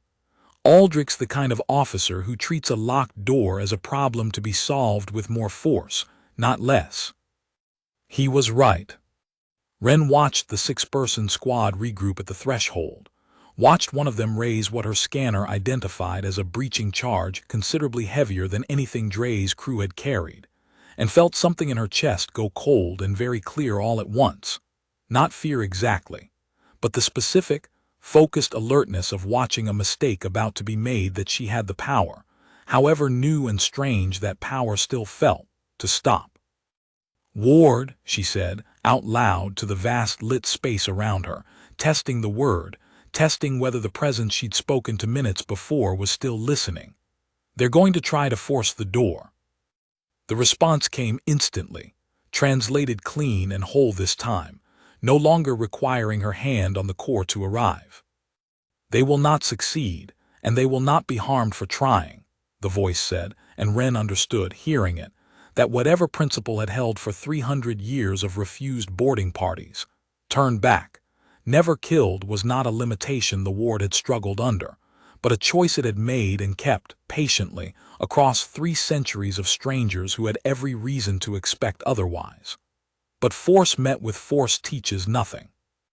"If you wish this ended without further escalation, Calder, you must speak, not this ward." She looked at Dre, who was watching her with an expression she hadn't seen on him before, not the wary calculation of the last 3 days, but something closer to trust, hard-won and entirely unexpected from a man who'd arrived ready to cut his way in. "Patch me to Aldrich," she said. "Full channel, no filter." Dre worked his wrist controls for a few seconds, and then nodded, and Ren drew a breath and spoke into a comm channel connecting her, a survey contractor 2 weeks from the end of an 11-month posting, to a compact enforcement commander with 6 armored soldiers and a breaching charge already primed. "Commander Aldrich, this is Ren Calder. I'm the individual your scans are reading as the command authority aboard this vessel, and I need you to stand your team down before that charge goes off, because it isn't going to open a door that isn't there for them, and detonating it against a hull actively channeling power on the scale your own instruments are reading is going to end considerably worse for your people than for the ship." There was a pause, brief and unimpressed, exactly the kind of pause Dre had given her 3 days before he'd learned better. "Surveyor Calder, I have a direct order from Compact Regional Command to secure this vessel and any personnel aboard it for assessment. I don't take operational guidance from a civilian salvage contractor." "You're not being asked to take guidance," Ren said, and heard, in her own voice, an edge of steadiness she had not possessed 3 days ago, before a door opened for her that had opened for no one else in 300 years. "You're being told a fact your own sensors will confirm if you check them. This ship has an active command authority, Confirmed and accepted. 3 days into a first contact event your regional command hasn't finished briefing you on. Under every article of the Compact's own first contact protocol, forcing entry against the stated will of a confirmed sovereign command authority isn't an assessment, Commander. It's an act of war against a vessel that hasn't fired on a single person in 300 years of being given every reason to. The silence that followed lasted long enough that Wren began to wonder if she'd miscalculated. If a man used to solving locked doors with force was simply going to solve this one the same way regardless of what she said. Then Aldrich's voice came back, harder-edged than before, but changed, the particular hardness of a man recalculating rather than refusing outright. You're claiming sovereign command authority over an unregistered vessel of unknown origin. I'm not claiming it, Wren said. The ship already confirmed it on every open channel 10 minutes before your shuttle set down. Check your own logs, Commander. This isn't a claim I'm asking you to take on faith. It's a recorded fact you already have. Another pause, shorter this time, and Wren pictured him, somewhere in that hard-armored squad below, or aboard the cutter in orbit, running exactly the check she'd told him to run, watching his own recordings confirm, in cold administrative language, precisely what she'd said. When he spoke again, some of the edge had gone out of his voice, replaced by something more careful, more procedural, the sound of a man deciding to solve this problem with the rulebook instead of the breaching charge after all. "Stand down," he said, to someone near him rather than to Wren directly and then to her. "This isn't resolved, Surveyor. First contact sovereignty claims of this scale require verification well above my authority to grant. I'll be requesting a full diplomatic assessment team, not just a containment squad. That's going to take time, and in that time this site remains under compact security perimeter whether your ship likes it or not." "That's fair," Wren said, surprised at how easily the words came, how much steadier she felt now than she had any right to feel, 3 days into something she had no training and no context for. "I'm not asking you to leave, Commander. I'm asking you not to breach a door that was never going to open for force in the first place. Set your perimeter. Send for your assessment team." "I'll be here." She cut the channel and became aware all at once of how hard her own heart was hammering, and of Dre watching her with an expression that had shifted, somewhere in the last 2 minutes, from wary trust into something closer to plain astonishment. "3 days ago," he said slowly, "you were tagging debris for auction."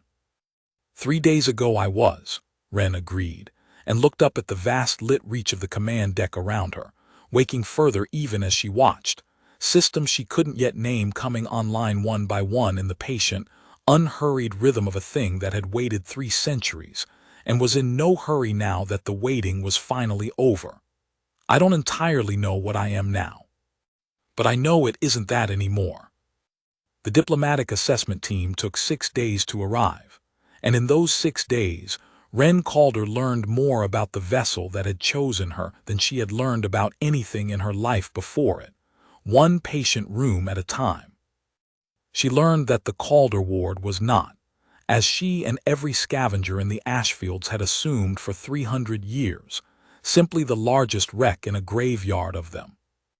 It had been built in an age before the boundaries of the settled systems had been drawn the way they were drawn now, as a Warden-class vessel, not a warship in the sense Dre's old training understood the word, built to conquer, but built to hold a line, to stand between a threat and the worlds it might otherwise reach, crewed for generations by a single family line bonded to it through means the ship itself, when she asked, described only as old and freely given, and not easily explained in a tongue built for smaller things.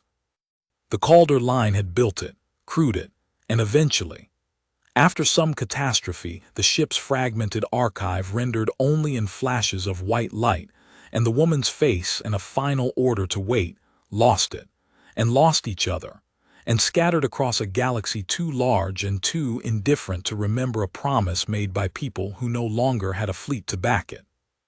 She learned from the archive rooms deeper in the hull, rooms that opened for her one after another over those 6 days the way the outer door had opened first, that the Calder line scattering had not been an ending so much as a long, slow forgetting descendants who kept a ring, or a name, or a bedtime story, without ever knowing what any of it had once meant, passed down through generations too poor and too far from anywhere important to ever ask the question loudly enough for an answer to find them.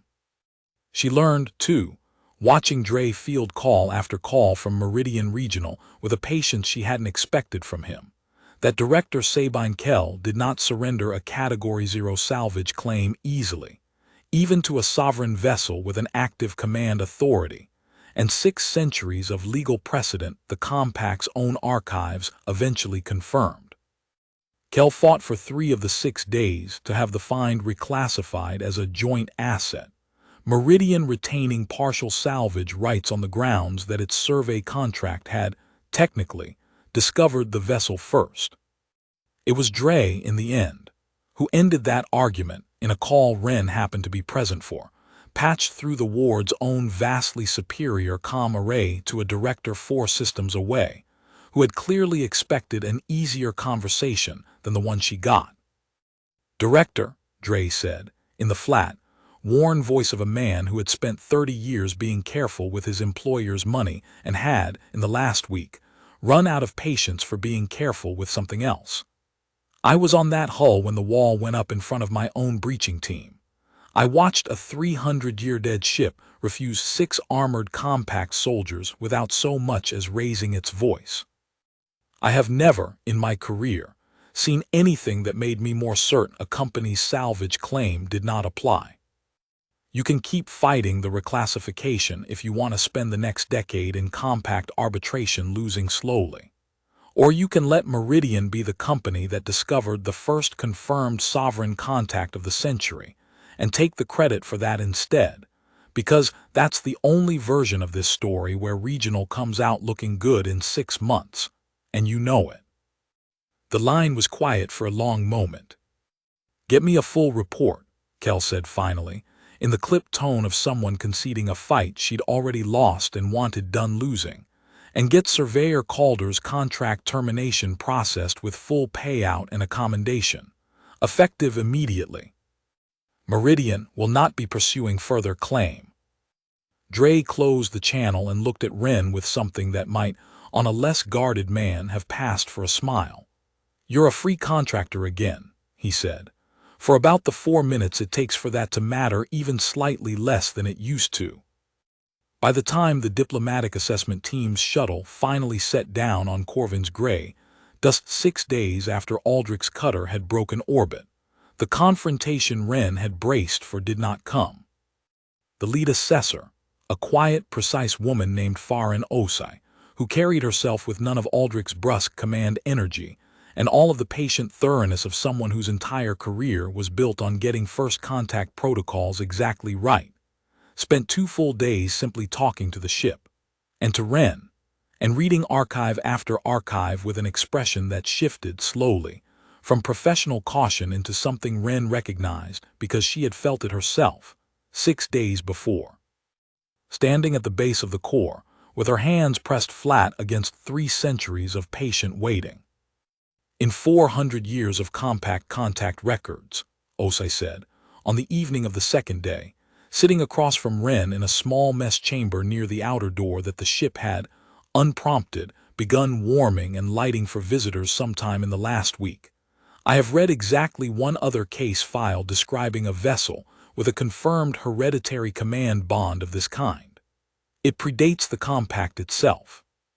Most of my colleagues assumed the file was a myth some very old bureaucrat had let slip into the official record by accident."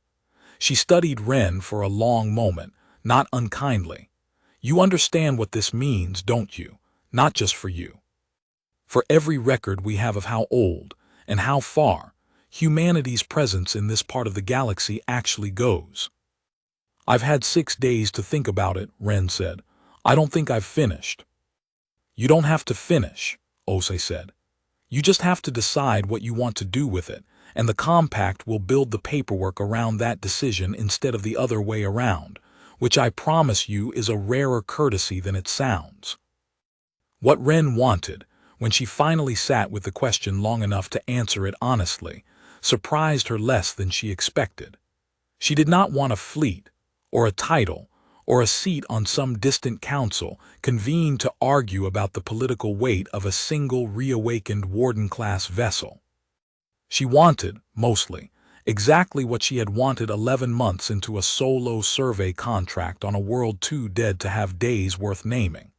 Purpose that fit in her 2 hands, work she could see the shape of, and enough quiet at the end of each day to feel like she had actually done something with it.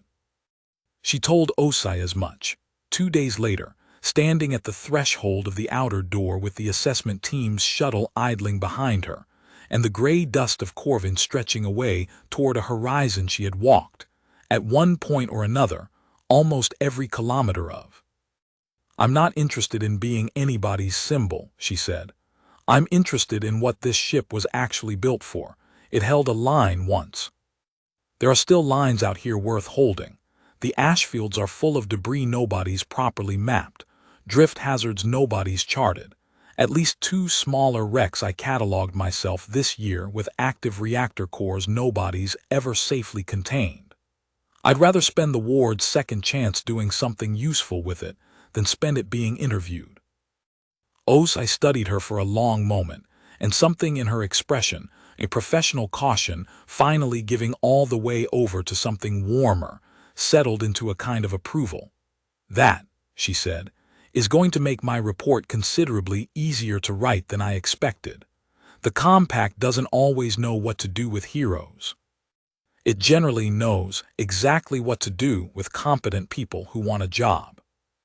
Commander Aldrich came down from his cutter one last time before it broke orbit to rejoin the wider compact patrol grid, and Wren had half expected the visit to be as clipped and procedural as everything else about him had been in the 6 days since his boarding squad had stood down at a door that refused them without raising its voice. It wasn't. "I filed my incident report this morning," he said, standing at the base of the outer door with none of the hard-armored escort he'd arrived with the first time, his hands loose at his sides in a way that read, to Wren, as almost sheepish. "I want you to know what it says, because it's not what I would have written 6 days ago." "I'm listening." "It says a survey contractor with no military training and no command experience de-escalated a first-contact confrontation involving an armed compact squad through nothing but the willingness to say true things clearly and hold her ground." He met her eyes, and there was none of the earlier brusqueness in it now, only a kind of tired, professional respect that Wren suspected did not come easily to a man who had spent his career being the one giving the orders. "I've served 11 years in compact enforcement, surveyor. I have watched a great many confrontations end badly because both sides ran out of patience at the same time. Yours didn't. I don't fully understand what that ship is, or what it saw in you, but I understand that much, and I thought you should hear me say it before I left, instead of just reading it in a report you might never see." "Thank you," Wren said, and meant it more than the 2 words could easily carry. "For what it's worth," he added, glancing up at the great dark hull rising above them both, fully lit now, glowing steady in the gray daylight. "In 11 years I've secured a great many vessels that didn't want to be secured. I've never once had one refuse me without a shot fired and still leave me thinking afterward that it had done the right thing. That's not nothing, Calder. Whatever this ship is, whatever you are to it, I hope the compact has the good sense to leave you both alone to be it." He did not stay for pleasantries after that, and Wren did not expect him to. But the report he filed became, in the months that followed, the foundation Osai's own diplomatic recognition built upon, cited more than once in the compact's eventual protected status ruling as the clearest available account of restraint under pressure from someone with every institutional excuse to have chosen otherwise. Word of it traveled further than Wren ever tracked closely. Through compact channels first, then slower, stranger routes, until she heard, second-hand and much later, that delegations from at least two of the compact's non-human member worlds had requested the full incident recording for their own archives, less interested in the ship's raw capability than in the plain fact of a species barely 2 centuries into interstellar contact producing, apparently without any special training for it. Someone who chose to hold a line without needing to spill blood to prove she could hold it. Wren did not think of herself, hearing that, as any kind of ambassador. She thought of a woman in a high-collared coat who had made the same choice, alone, 300 years before anyone was left to notice, and hoped only that she was living up to it. Before the assessment shuttle left, before the paperwork and the compact recognition ceremony that would come later and matter, in the end, far less than she expected, Wren asked Osai for one thing that had nothing to do with jurisdiction or salvage law at all. "I want to know what happened to them," she said. "The crew, the people who worked those stations, who fused into that chair down in the Great Hall, who never came back to finish whatever they were doing when it happened. The ship's shown me fragments. I want the whole thing if it exists." It existed. The ward had been keeping it. She came to understand. The way a person keeps something too heavy to look at every day and too important to ever let go of, filed deep in an archive chamber below the command deck that had not opened, even for her, until she asked for it directly, out loud, standing at its threshold with Os and Dre both a respectful few steps behind. The chamber was small, circular, its walls entirely given over to the same fine violet script she had learned to half-read over the last week, and at its center, rising from the floor, was not a dais this time but something closer to a long, low table, empty, swept bare. The kind of surface Wren recognized instinctively as a place built for laying something to rest rather than for working. The record the ward showed her there took the better part of an hour, and she watched all of it standing, because some part of her understood that sitting through it would have felt, obscurely, like disrespect. The Calder line, she learned, had not lost the ward to any enemy fleet or hostile power, though for 3 centuries the ship's own fragmented memory of white light and alarm had made that seem the likeliest explanation. What had actually happened was smaller, and older, and far sadder than a battle, a reactor cascade, an accident born of exhaustion and old equipment, and a crew that had been holding a line, alone, far longer than any single family should reasonably have been asked to hold one, on the far edge of a compact that had, in the slow, indifferent way large institutions forget the people who protect their margins, stopped sending relief crews decades before the accident that finally ended them. The woman in the high-collared coat, Myril Calder, the archive finally gave her a name, the ship's last confirmed commander, had not died in the cascade. She had survived it, alone on a ship whose crew had not, with no fleet close enough to reach her and no way to fly a vessel that size home by herself, and she had spent what the archive's timestamp suggested were the final 11 months of her life doing exactly what Wren had spent the last 11 months of her own doing, keeping something enormous and mostly dead alive with nothing but her own 2 hands and a stubborn refusal to let it finish dying while she still had breath to stop it. In the end, she had not been able to save the ward's crew capacity, or restore its drive, or fly it anywhere at all. What she had done in her last recorded months, dying slowly on a ship too large for one person to keep fully alive, was seal what could be sealed, preserve what could be preserved, and record, over and over, in every archive chamber the ward still had power to spare for, the same message, addressed not to any specific person, because she had no way of knowing who, if anyone, would ever hear it, but to whoever came after. The line will return, the ward will wait. She had not lived to see it answered. The archive's final entry, dated to a day Wren's suit calendar, translated into a span of years so long ago, it made her chest ache to even calculate, showed Myril Calder standing at the core exactly where Wren herself had stood a week ago, hand pressed flat against the same surface, her face calm in the particular, terrible way of someone who has run out of things to try and has decided instead to simply keep faith. The recording ended there. It did not show what came after, because the ward, Ren understood without needing to be told, did not have a record of what came after. Only the long dark centuries of waiting that followed, patient and empty, until a survey contractor 2 systems removed from a name she barely believed in herself pressed a claim beacon against a plate of dead metal and felt it, for reasons neither of them fully understood even now, answer. Ren stood in the small round chamber for a long time after the recording ended, and neither Osai nor Dre said anything at all.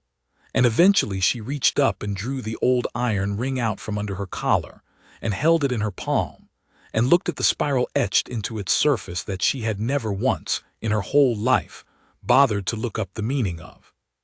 "It's the ward's registry mark," she said quietly, understanding it all at once, the way you understand the last piece of a puzzle you've been staring at for so long the picture stops making sense right before it suddenly does. "Isn't it? My grandmother didn't just have a story. She had this. She just never knew what it opened." "She knew enough," the ward said, gentle, filling the small chamber with a warmth that had nothing to do with its ambient temperature. She kept it and told the story, and asked her own children to keep telling it, long after the reason for keeping it had been forgotten by everyone but her. That is not nothing, Calder. That is, in the end, the only reason this ward is not still waiting. Ren closed her hand around the ring and did not trust herself to answer that out loud. She asked, before the assessment team's shuttle finally lifted off Corvin 6 days after it had landed, for one more thing, and this one Osai granted without needing to be asked twice. A formal compact notation, filed and witnessed, recording Myril Calder's name and her final act, not as a footnote in a report about a reclassified derelict, but as what it actually was. A commander who had held a line, alone, for 11 months longer than anyone should have had to, and had not let it die on her watch even after she'd run out of ways to save it. "Somebody should have come sooner," Ren said, standing at the outer door as the shuttle's engines began their pre-flight cycle, looking up at a hull that no longer looked, to her eyes, anything like a wreck. "Somebody did," Dre said beside her, quiet. "It just took 300 years to get the timing right." The first real test of what the Calder ward could still do came 11 days after the assessment shuttle left, and it did not arrive with any of the ceremony Ren had half braced herself for, after a week of diplomatic notations and compact paperwork. It arrived the way every emergency she'd ever handled in 11 months of solo survey work arrived, sudden, ugly, and with absolutely no regard for whether she felt ready. She was in the small mess chamber near the outer door, going over debris charts with Denna, finally in person, finally more than a crackling voice through 40,000 kilometers of vacuum, having flown out from the relay hub the week before on the thin pretext of a formal handover of survey records that neither of them had bothered pretending was the real reason, when the ward's voice filled the chamber without being called. "Distress signal, Calder. Weak, degraded, consistent with a civilian transport in the outer ashfields. Origin approximately 2 hours at this vessel's current sublight capacity." "Define weak," Ren said, already standing. "Life support failing. Hull breach contained but worsening. Crew complement unknown, but the signal's automated distress protocol registers a passenger manifest, not a cargo one." Denna was already on her feet too, charts forgotten. "Passenger transport, that far out in the drift, that's not a salvage run, Ren, that's people. Meridian doesn't run passenger routes anywhere near the boneyard, which means whoever that is took a shortcut through debris field nobody charts, because it's supposed to be empty of anything that matters." "It's not empty," Ren said, already moving toward the corridor that led up toward the command deck, feeling, for the first time since the reveal, the particular clean focus of a problem she understood completely, whatever else about her new life she still didn't. It's full of exactly the kind of debris a transport in trouble would drift into blind. Ward, can you get us there faster than 2 hours? With full power committed to propulsion, 90 minutes. This vessel has not moved under its own drive in 300 years, Calder. I cannot promise the drive will perform to specification on first ignition. Then we find out together, Wren said, and did not slow down. What followed was not, in the end, the kind of moment that made for a clean story afterward. No single decisive action. No dramatic burst of newly discovered power solving everything at once. It was closer, Wren thought later, to every difficult repair she'd ever made on Corvine. 100 small decisions made fast and under pressure, most of them mundane, all of them mattering.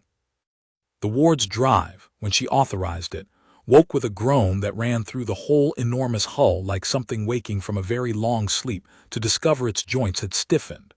The great engines that had not fired in 3 centuries coughing, catching, coughing again, while Wren stood at a helm station that had not held a living hand since Meyerville Calder's, and made the same kind of patient, careful adjustments she'd have made coaxing a dying relay back to life. Denna, at a secondary station, the Ward had lit and configured for her without being asked, called out debris field data faster than Wren could have processed it alone, plotting a course through wreckage that would have taken any conventional vessel 3 times as long to navigate safely.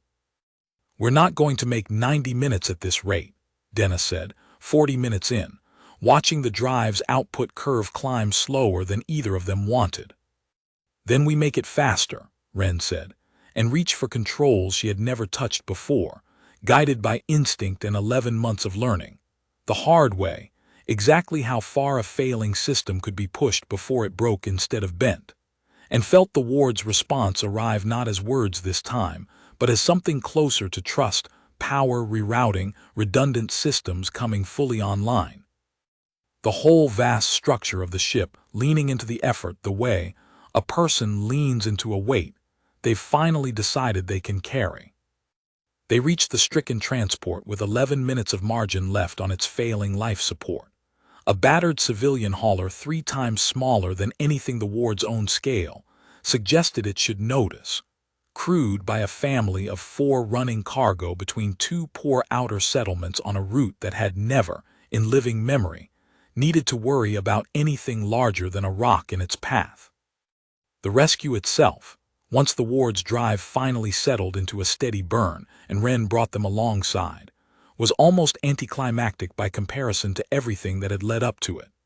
A docking clamp extended with a precision 3 centuries of dormancy had somehow not dulled. A boarding tube sealed and pressurized in under 2 minutes. 4 frightened, freezing people pulled from a hauler that would not have survived another hour drifting alone in a debris field that, until 11 days ago, no one had watched over it all. The hauler's pilot, a broad, exhausted-looking man perhaps 10 years older than Wren, stood in the Ward's mess chamber afterward wrapped in a thermal blanket, staring around at the violet-lit walls with an expression somewhere between terror and disbelief, and finally asked the question Wren had been half expecting since the moment she'd pulled him through the airlock. "What is this ship? I've run this route for 6 years. There's never been anything out here but wreckage." "There's a lot of wreckage out here," Wren said. "There's also, as of about 2 weeks ago, somebody watching it." He looked at her for a long moment, taking in, she assumed, a young woman in a survey suit standing in a command chamber the size of a small settlement's town hall, and did not seem to know what to make of the combination, which was, Wren thought, entirely fair, because she was not entirely sure she knew what to make of it herself yet either. "Thank you," he said finally, simply, and it was, more than any compact notation or diplomatic recognition ceremony, the moment that made the whole strange shape of her new life settle, for the first time, into something that felt less like an inheritance she hadn't asked for and more like a job she was, in fact, good at. Denna found her later, alone at the helm station, watching the debris field slow drift on the main display, While the rescued family slept in a chamber, the ward had warmed and lit for them without being told to. "You did that," Denna said, sitting down beside her, not quite a question. "The ward did most of it, I just steered." "Wren." Denna's voice had the particular gentleness she used rarely, and only when she meant something completely. 11 months I listened to you talk about this contract like it was just a paycheck you were counting down. I don't think it was ever just a paycheck. I think some part of you has been getting ready for this a lot longer than 11 days. Wren didn't answer that right away, watching the slow tumble of wreckage on the display. 100 miles of graveyard she had walked, kilometer by kilometer, cataloging the dead, never once imagining that the work itself, patient and unglamorous and entirely her own, was the thing that would end up mattering most. "Maybe," she said finally. "Or maybe I just got lucky enough that the ship needed exactly the kind of stubborn nobody 11 months on Corvin happens to make." "I don't think that's luck," Denna said. "I think that's the whole point." The rescued family did not simply vanish back into the anonymity of the outer settlements once their hauler had been patched and released to limp home under its own power. Word of what had pulled them out of a dying ship in the middle of an unwatched debris field traveled ahead of them, the way such stories always did in small, close-knit places starved for anything resembling good news, and 3 weeks later a second, sturdier transport arrived at Corvin carrying not a distress call but a delegation. The settlement's elected steward, a weathered woman named Yabo Chen, and standing half-hidden behind her, the rescued pilot's daughter. A girl of perhaps 9 who had spent the entire final leg of the trip, her father told Wren afterward, asking whether the lady with the big ship might let her see the bridge. Wren let her see the bridge. She let her stand at the helm station where Myril Calder had once stood, and 100 and some years later, Wren herself had first taken the controls with hands that didn't yet know what they were holding, and she watched the girl's face do the particular thing a child's face does when the size of the world suddenly, permanently, gets bigger than it was that morning. "Are there more of you?" the girl asked. "More ships like this out there that just don't have anybody yet?" It was not a question Wren had an easy answer for. The ward's own archives, deep in records even OSI's assessment team had only begun to properly catalog, suggested there had once been others, sister vessels, built in the same age, scattered across a much larger stretch of the old Calder Line's territory before the same slow collapse that had left Myril Calder alone at this core had presumably claimed them too. Whether any of them still sat waiting somewhere, patient and dark, for a hand that had forgotten it was owed to them, was a question far beyond anything Wren could answer from a debris field on the edge of one dead world. "Maybe," she told the girl honestly. "I don't know yet. If there are, I hope somebody finds them the way I found this one, not looking for a ship. Just doing the work in front of them long enough that the ship had a reason to notice." Yabo Chen, watching this exchange with the careful attention of a woman used to weighing the difference between a story told for comfort and one that could actually be trusted, spoke up before the girl could ask a harder question than either of them was ready for. "Our settlements run supply routes through the edge of this boneyard for 2 generations, she said. "We've buried 3 crews in that time to debris nobody warned us about, hazards nobody bothered charting because we're not important enough to chart for. I didn't come out here for a tour, Commander Calder. I came to ask plainly whether the routes we depend on are going to stay watched, or whether what happened 3 weeks ago was a stroke of luck that isn't going to repeat itself the next time one of our haulers drifts somewhere it shouldn't."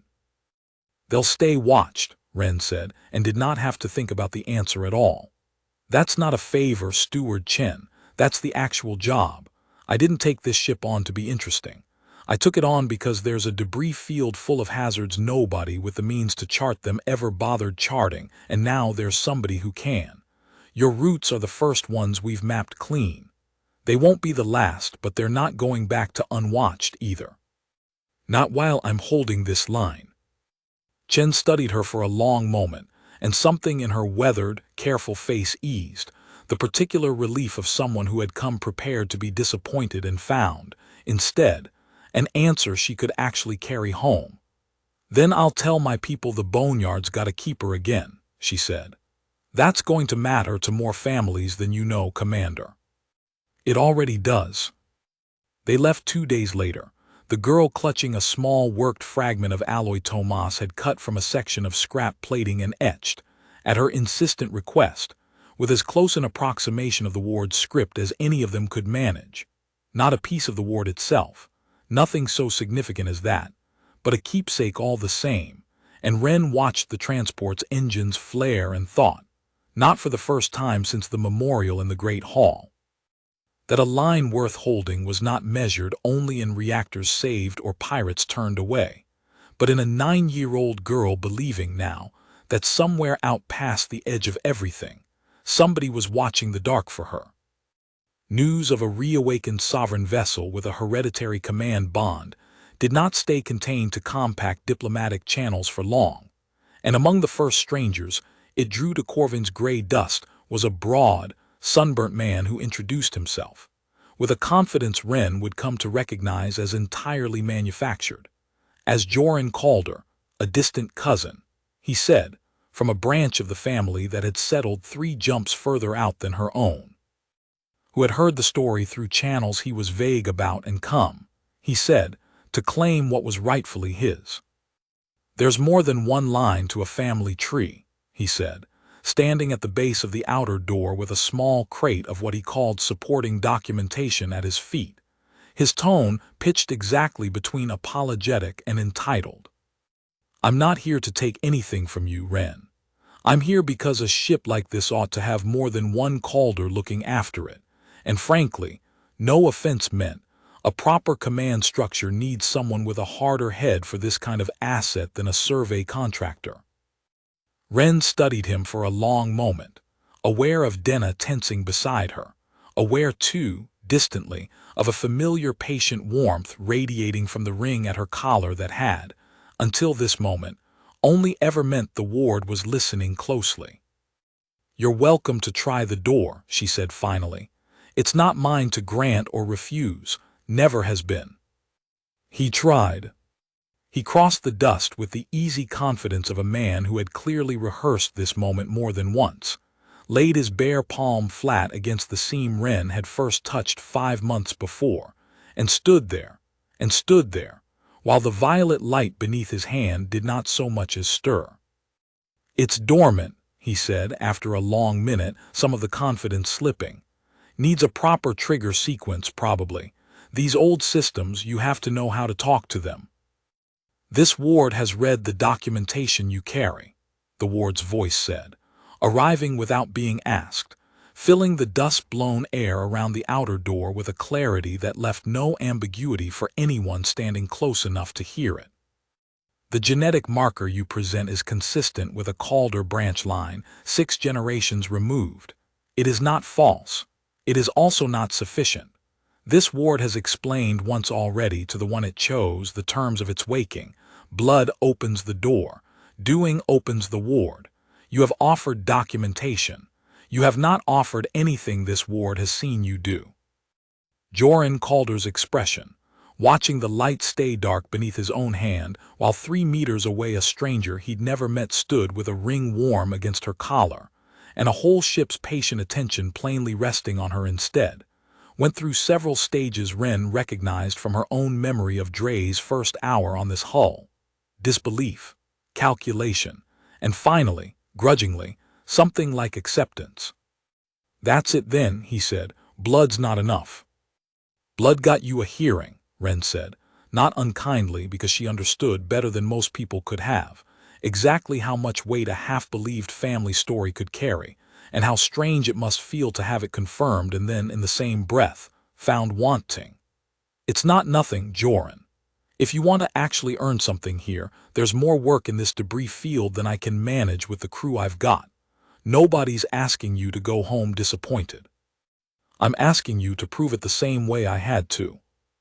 He left in the end, less angry than she'd expected and more thoughtful, and though he did not stay on Corvin that first visit, a message arrived from him 2 months later, short, practical, asking whether the ward still needed hands willing to learn the debris charts from the bottom up. Wren wrote back that it did, and did not hear, in the years that followed, of anyone else attempting to walk through that door on the strength of a name alone. The story had traveled far enough by then to make the terms plain to whoever came looking. The ward had waited 3 centuries for a name, but it had chosen, in the end, on the strength of a hand that stayed. The offer came 3 weeks later, delivered in person by a man who had clearly never been told no often enough in his life to know how to hear it gracefully. He introduced himself as Ansel Voorhees, a procurement director for a private defense consortium Wren had never heard of, and after 5 minutes in his company, wished she still hadn't, and he arrived aboard a sleek, expensive shuttle that set down on Corvin's gray dust with none of the caution Dre's or Aldrich's or Osai's vessels had shown, as though the pilot had been told, correctly as it turned out, that nothing on this world posed a threat to anyone who didn't go looking for one. Commander Calder. He said the title with the particular smoothness of a man who had rehearsed it, offering a hand Wren shook out of habit rather than warmth. I represent interests that would very much like to discuss the operational capabilities of your vessel, off the record, informally, entirely to your benefit. I'm listening, Wren said, which was true, though not in the way he clearly hoped. Voorhees laid it out over the course of an hour in the mess chamber, with the polished, patient confidence of someone used to closing much larger deals than the one he was pitching now. A confirmed sovereign warden-class vessel, first of its kind seen by the compact in 4 centuries, sitting largely idle in a debris field doing search and rescue work that, with respect, any competent patrol cutter could handle for a fraction of the resource investment. His consortium, he explained, could offer resources the compact's slow, bureaucratic channels never would. A proper crew complement, full technical support, weapons modernization consistent with the vessel's original design specification, a role commensurate with what a ship of this scale and this history actually deserved. You be commanding something that matters, he said, leaning forward slightly, the pitch reaching what Wren recognized, from watching Dre work regional politics for 3 weeks, as its intended close. Not shuttling stranded cargo haulers out of a debris field nobody important cares about. A vessel like this, properly resourced, becomes a strategic asset any government in this sector would pay considerably for the privilege of contracting. It's not for sale, Wren said, before he'd finished the sentence, and watched something in his polished confidence flicker for the first time. I haven't named a figure yet. You don't need to. This isn't a negotiation about price, Mr. Voorhees. It's a misunderstanding about what the ward actually is. She kept her voice level, the way she'd learned, over 3 weeks of increasingly strange conversations with increasingly important people, to keep it level even when what she wanted to do was throw someone bodily off her own bridge. It wasn't built to be a strategic asset. It was built to hold a line and protect the people on the wrong side of it. That's not a marketing position I'm choosing to take, because it plays well with the compact. It's the entire reason this ship exists, going back 300 years to a crew that died holding that exact line without anyone important caring enough to relieve them. I'm not going to be the one who turns what they died protecting into a weapon somebody else auctions to the highest bidder. With respect, Commander, sentiment doesn't run a vessel this size. Resources do. You have no crew, no formal command structure, no fleet backing. I have exactly the crew I need for what I'm actually doing, Wren said. And I'd rather run this ship alone with a debris chart and a rescue beacon than run it fully staffed on someone else's payroll pointed at someone else's enemies. Voorhees studied her for a long moment, recalculating, she could see. The way Dre had recalculated on the hull 3 weeks before, and Aldrich had recalculated over an open comm channel. The particular expression of a man discovering that the leverage he'd expected simply wasn't there. You understand, he said finally more carefully, that my consortium is not the only interested party who will make this offer. If not resources, someone will eventually offer legal pressure, political pressure. There are people who will look at an unaligned sovereign vessel of this capability sitting in the hands of one unaffiliated individual and see, not a hero, but a problem to be managed. Then they can bring their pressure, Wren said, and the ward and I will still be here when they're done wasting their time, doing the work it was actually built to do. He left within the hour, his shuttle's expensive engines throwing a fine spray of gray dust across the plating Wren had once tagged with a survey beacon, and she stood at the outer door long after he'd broken orbit, feeling the particular tiredness of having spent an hour defending something she hadn't fully known, until she'd had to say it out loud, mattered to her quite this much. "You refused a great deal of wealth just now," the ward observed, quiet, once the shuttle's transponder signal had faded from the local sensor sweep. Meyer Calder refused similar offers in years long past from parties who wished this vessel used for purposes other than the line it was built to hold. It is, this ward has observed, a family trait. Is that a compliment? It is an observation. This ward has found, across 300 years of waiting, that the difference between the two is smaller than most people assume. Wren laughed, surprising herself with how easily it came, and reached up to touch the ring at her collar, warm now the way it had stayed warm ever since the day the door first opened, a small steady presence she had stopped, somewhere in the last 3 weeks, thinking of as strange at all. "Well," she said, "let's make sure the line's worth holding then." "Both kinds." She did not have to fight Voorhees's consortium again. OSI's report, filed with the full weight of compact diplomatic recognition behind it, closed most of the legal doors private interests might otherwise have pried at, and the notation attached to the ward's registry, formal and permanent, read simply, "Sovereign vessel, hereditary command bond, protected status under first contact precedent. Not subject to acquisition, requisition, or forced contract by any private or governmental body, absent the freely given consent of the confirmed command authority." It was, OSI told her afterward, the strongest protection the compact's legal apparatus had on record for anything, and it existed in the end, because a woman 300 years dead had cared enough about who came after her to make certain the choice would always freely belong to them. Dre stayed on Corvin another month after that, ostensibly finishing Meridian's formal handover paperwork, though Wren suspected, watching him spend most of his days in the great dark hall cataloging the ward's dormant systems with a thoroughness no handover report actually required, that he had simply found something in that vast old ship worth staying near a while longer than his contract obligated him to. "You could stay," she told him, the evening before he finally booked passage back toward Meridian's core systems for what he called, without much conviction, a well-earned retirement. "The ward's got more decks than I'll ever crew alone.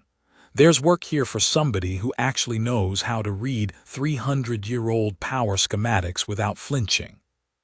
He considered it longer than she expected before he answered. 30 years I spent securing other people's assets, Calder. I'd like to spend whatever's left of my career on something I don't have to feel complicated about afterward." He held out a hand, and she shook it, the same gesture as the first time, except this time it meant something closer to what a handshake was supposed to mean. "Send me a message when the crew roster gets big enough to need a foreman who's seen worse than a locked door. I might take you up on it." She thought, more than once in the weeks that followed, that he would.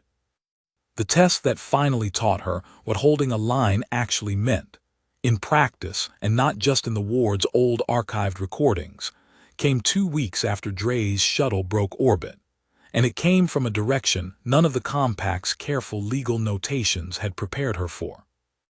They called themselves the Ossuary Run, a loose confederation of independent salvagers who worked the far edge of the ash fields where compact patrol coverage thinned to almost nothing, and they had spent decades treating the boneyard's outer wrecks as an unregulated commons, stripping hulls for scrap with none of the care a proper survey contract required, indifferent to the drift hazards they left behind for anyone unlucky enough to come through after them. Wren had heard of them the way every surveyor in the Ashfields heard of them, as a rumor and a warning, and had never expected to meet them until 3 of their cutters came in fast and low across Corvin's dust one gray morning, running dark, transponders silent, headed straight for a marked debris corridor. The ward had spent the last 2 months charting safe for exactly the kind of poor outer settlement haulers the ossuary run had no interest in protecting. 3 unregistered vessels entering the charted corridor, the ward said, its voice filling the command deck with none of its usual patience. Trajectory consistent with intent to strip the Larsenakafer wreck. That hull has an active reactor core this vessel has flagged as unstable. If they breach it carelessly, the resulting cascade will render the entire corridor unsafe for the transport routes currently relying on it. Hail them, Wren said, already moving to the helm. The reply, when it came, was exactly as dismissive as she'd expected from a confederation that had spent decades ignoring every authority larger than itself. This is ossuary-run vessel Thresher. We don't recognize compact salvage restrictions out here, and we sure as hell don't recognize some survey contractor's pet warship telling grown salvagers where they can and can't strip a wreck. Back off, or we'll treat you the same as any other obstacle in our way. That wreck's reactor is unstable, Wren said, keeping her voice level, the same steadiness she'd found with Aldrich and with Voorhees both, though her pulse was running considerably faster than either of those conversations had required. You breach it wrong. You don't just kill your own crews. You take out the corridor 24 families are using to run supplies between settlements that don't have another route. I'm not asking you to recognize anybody's authority. I'm telling you what's actually going to happen if you don't change course. Noted, the Thresher's captain said, in a tone that made clear it hadn't been, and the 3 cutters held their heading. Wren looked at Denna, at Tomas, at the small crew gathered around her on a bridge that had, until 4 months ago, sat dark and empty for 3 centuries, and understood in the space of a breath that this was the moment the ward's old recordings had never quite prepared her for, not a diplomat to persuade, not a company man to out-argue, but 3 crews who simply did not care what she said, closing fast on a hazard that could kill people who had never asked to be anywhere near this fight. Ward, she said, get between them and the wreck, full defensive posture. Nobody gets hurt if I can help it, not them, not us. But that corridor stays closed. The ward moved. It was, Wren thought afterward, the first time she truly understood the scale of what she commanded, not from a viewport, not from a diplomatic notation, but from the inside, feeling the whole vast hull answer her the way her own hands answered her own intent, closing the distance to the Larsenakafer wreck. In a fraction of the time, the Thresher's crew had clearly assumed a 3-century-old vessel could manage. The 3 cutters broke formation, scattering wide as the ward interposed its bulk between them and the unstable reactor core. And Wren watched. On the tactical display, Tomas had spent a week configuring for exactly a moment like this, as grapple lines meant to anchor the Thresher to the wreck's hull found nothing but empty space where their target had been a heartbeat before. You want to strip that hull, Wren said, back on open comm. You go through us first, and I promise you, we are considerably harder to strip than anything you've ever cracked open out here. There was a long pause, 3 cutters circling a bulk they had clearly, belatedly begun reassessing. That corridor's not compact territory, the Thresher's captain said finally, some of the earlier bravado gone thin. You don't have jurisdiction. I don't need jurisdiction, Wren said. I need that reactor not to kill anyone, and I've got the only ship in 100 miles capable of making sure it doesn't. Strip a different wreck. There's no shortage out here. Just not this one, and not today. The Thresher held position a long moment more, weighing, Wren guessed, Exactly the same calculation Aldrich and Voorhees had each made in their own way. The cold arithmetic of a fight not worth having against an opponent who had already demonstrated it could outmaneuver, outlast, and simply refuse to be moved. Then, one by one, the three cutters peeled away, running dark back toward whatever unregulated corner of the ashfields they called home, and Wren let out a breath she hadn't realized she'd been holding since the moment she'd first seen them on the scope. Nobody fired a shot, Denna said, quiet, into the settling silence of the bridge. No, Wren agreed. That's the part I want to get right every time. The ward held that line for 300 years without ever needing to kill anyone to hold it. I'm not going to be the one who changes that, not for scrap pirates, not for anybody. Refusing is enough if you're patient enough to make it enough. Myra Calder believed the same, the ward said, quiet now, its earlier urgency settled back into its usual patient calm. It is, this ward has found, considerably harder to hold to in practice than to believe in principle. You held to it today. That is worth noting, Calder, more than any reactor saved. Wren looked out at the debris field settling back into its slow, ordinary drift. The Larsenakafer wreck still intact, still dangerous, still exactly where it needed to stay until a proper containment team could deal with it safely, and felt something in her chest settle too. Not triumph exactly, but the plain, quiet satisfaction of a line held clean, the way it was supposed to be held. The way it had been held for 300 years, by a woman who had never got to see anyone carry it forward. A proper containment team came for the reactor 2 weeks later, a modest compact engineering vessel that Wren escorted in herself, rather than trust to navigate the debris field alone, and stood by while a crew in heavy shielding finally drained the last unstable charge from a hull that had been quietly threatening to poison a whole corridor for longer than anyone had known to worry about it. It was not a dramatic afternoon. By the standards of the last few months, no confrontation, no reveal, nothing that would have made for much of a story told second-hand. But Wren found, watching the containment crew work with the same patient, unglamorous care she recognized from her own 11 months of solo survey work, that this was closer to the actual shape of the job than any of the confrontations had been. Holding a line was, most days, exactly this quiet. By the time the gray light over Corvin had cycled through what passed, on that slow-turning world, for 2 full seasons, the Calder ward no longer sat alone in the boneyard the way it had for 300 years. Denna transferred her dispatch contract from Meridian's relay hub to the ward's own comm station within the first month, trading 40,000 kilometers of crackling distance for a seat 3 decks up from Wren's own. And though neither of them ever quite said out loud what that change actually meant, Wren noticed that Denna had started keeping a spare thermal blanket in the mess chamber, and stopped talking about her contract in Corvin in terms of an end date.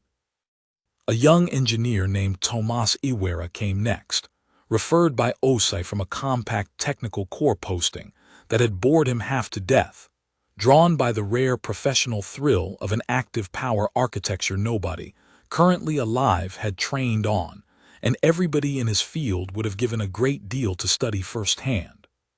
He took to the ship's ancient systems with the particular hunger of a man who had spent his whole career maintaining things other people had already fully understood, and within weeks he and Wren had between them coaxed 3 more decks of dormant systems fully back online, chambers that had sat dark since Myra Calder's final months finally warming, lighting, breathing again. Others followed slower, 1 or 2 at a time, not the crew complement of hundreds the ward had originally been built to carry. Not yet, maybe not ever, but enough. Enough to properly chart the ashfields for the first time in living memory, marking hazards that had drifted uncatalogued for centuries, flagging safe corridors for the poor outer settlement haulers who'd been running blind through debris fields nobody watched.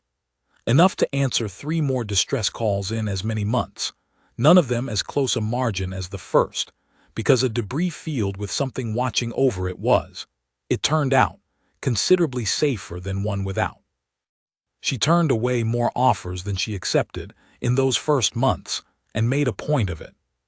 A retired compact fleet captain wrote twice asking to be considered for a formal executive officer posting, citing decades of command experience Wren plainly lacked. She thanked him for his interest and declined both times, gently, because she had learned enough by then to know that the ward had not chosen her for what she already knew how to command, and she was not willing to hand the shape of what came next to someone who would fill it with a fleet captain's instincts instead of a survey contractor's. Tomas argued with her about it once, over a diagnostic panel in the engine gallery, insisting that a ship this size deserved people with real command pedigree rather than whoever happened to wander in off a rescued hauler. "It deserves people who'll stay because the work matters to them," Wren said, "not because the posting looks good on a service record. I'd rather grow this crew slow and right than fast and wrong. The ward waited 300 years for the right hand. I can afford to wait a few more months for the right dozen." He hadn't argued the point again after that, and by the time the second season's gray light had settled back over Corving, the small crew she had built one careful choice at a time, Denna at comms, Tomas in the engine gallery, two quiet siblings named Pharaoh who'd signed on after their own family's mining claim went under and asked for nothing more than honest work, had settled into the particular unhurried rhythm of people who had each, in their own way, chosen to stay near something larger than themselves rather than be swallowed by it. The last of that first crew to arrive was an older woman named Priya Nandagopal, who had spent 30 years cataloging derelicts for a small university survey program that had never once, in all that time, turned up anything more remarkable than a scattering of pre-compact freight wrecks, and who wrote to Wren, when the story of the Calder ward finally reached her department's dim little office 3 moons over. A letter so carefully understated that Wren almost mistook it for disinterest before she read it twice. 30 years, Priya wrote, cataloging the small and the ordinary, hoping without much real expectation that something would eventually turn up worth the whole of a career spent looking. She was not, she said, asking for a command posting or a place of honor. She was asking whether an old, patient woman with steady hands and 3 decades of practice reading dead machinery might be of use to a ship that had spent even longer than that waiting to be read. Wren wrote back the same day, and when Priya finally stepped off the transport onto Corvin's gray dust, she stood for a long moment looking up at the lit hull with an expression Wren recognized immediately, because she had worn it herself once, on a hull very much like this one, not so very long ago, the particular stillness of someone who has spent a whole career hoping quietly for exactly this, and had almost stopped believing it would come. "Well," Priya said, when she finally found words for it, "I suppose I'd better make myself useful then." She did within the week and stayed. Enough on the evening Wren finally judged the moment right, to gather in the great dark hall, fully lit now, every dormant housing along every row waking and holding steady, a cathedral no longer empty, for a small, quiet ceremony that had no formal compact protocol behind it at all, because Wren had asked for none and wanted none. She stood before the fused shadow of the chair she had found on her first day inside the ship, restored now, its housing repaired, a plate set into the deck before it bearing a name and a set of dates the ward's archive had finally been able to confirm in full. Myrill Calder, Commander. Held the line alone and did not let it fall. "I don't know if you can hear this," Wren said, quiet, to a room full of people who had, each in their own way, chosen to stay for something they couldn't fully explain either. "I don't know how much of what's left of you is really still in there, or whether that's even the right question to ask about something like this ship. But I wanted you to know the line's held. It's not just me anymore. It's not going to stay just me. Whatever you were holding out here alone at the end, you don't have to hold it alone anymore, and neither do I."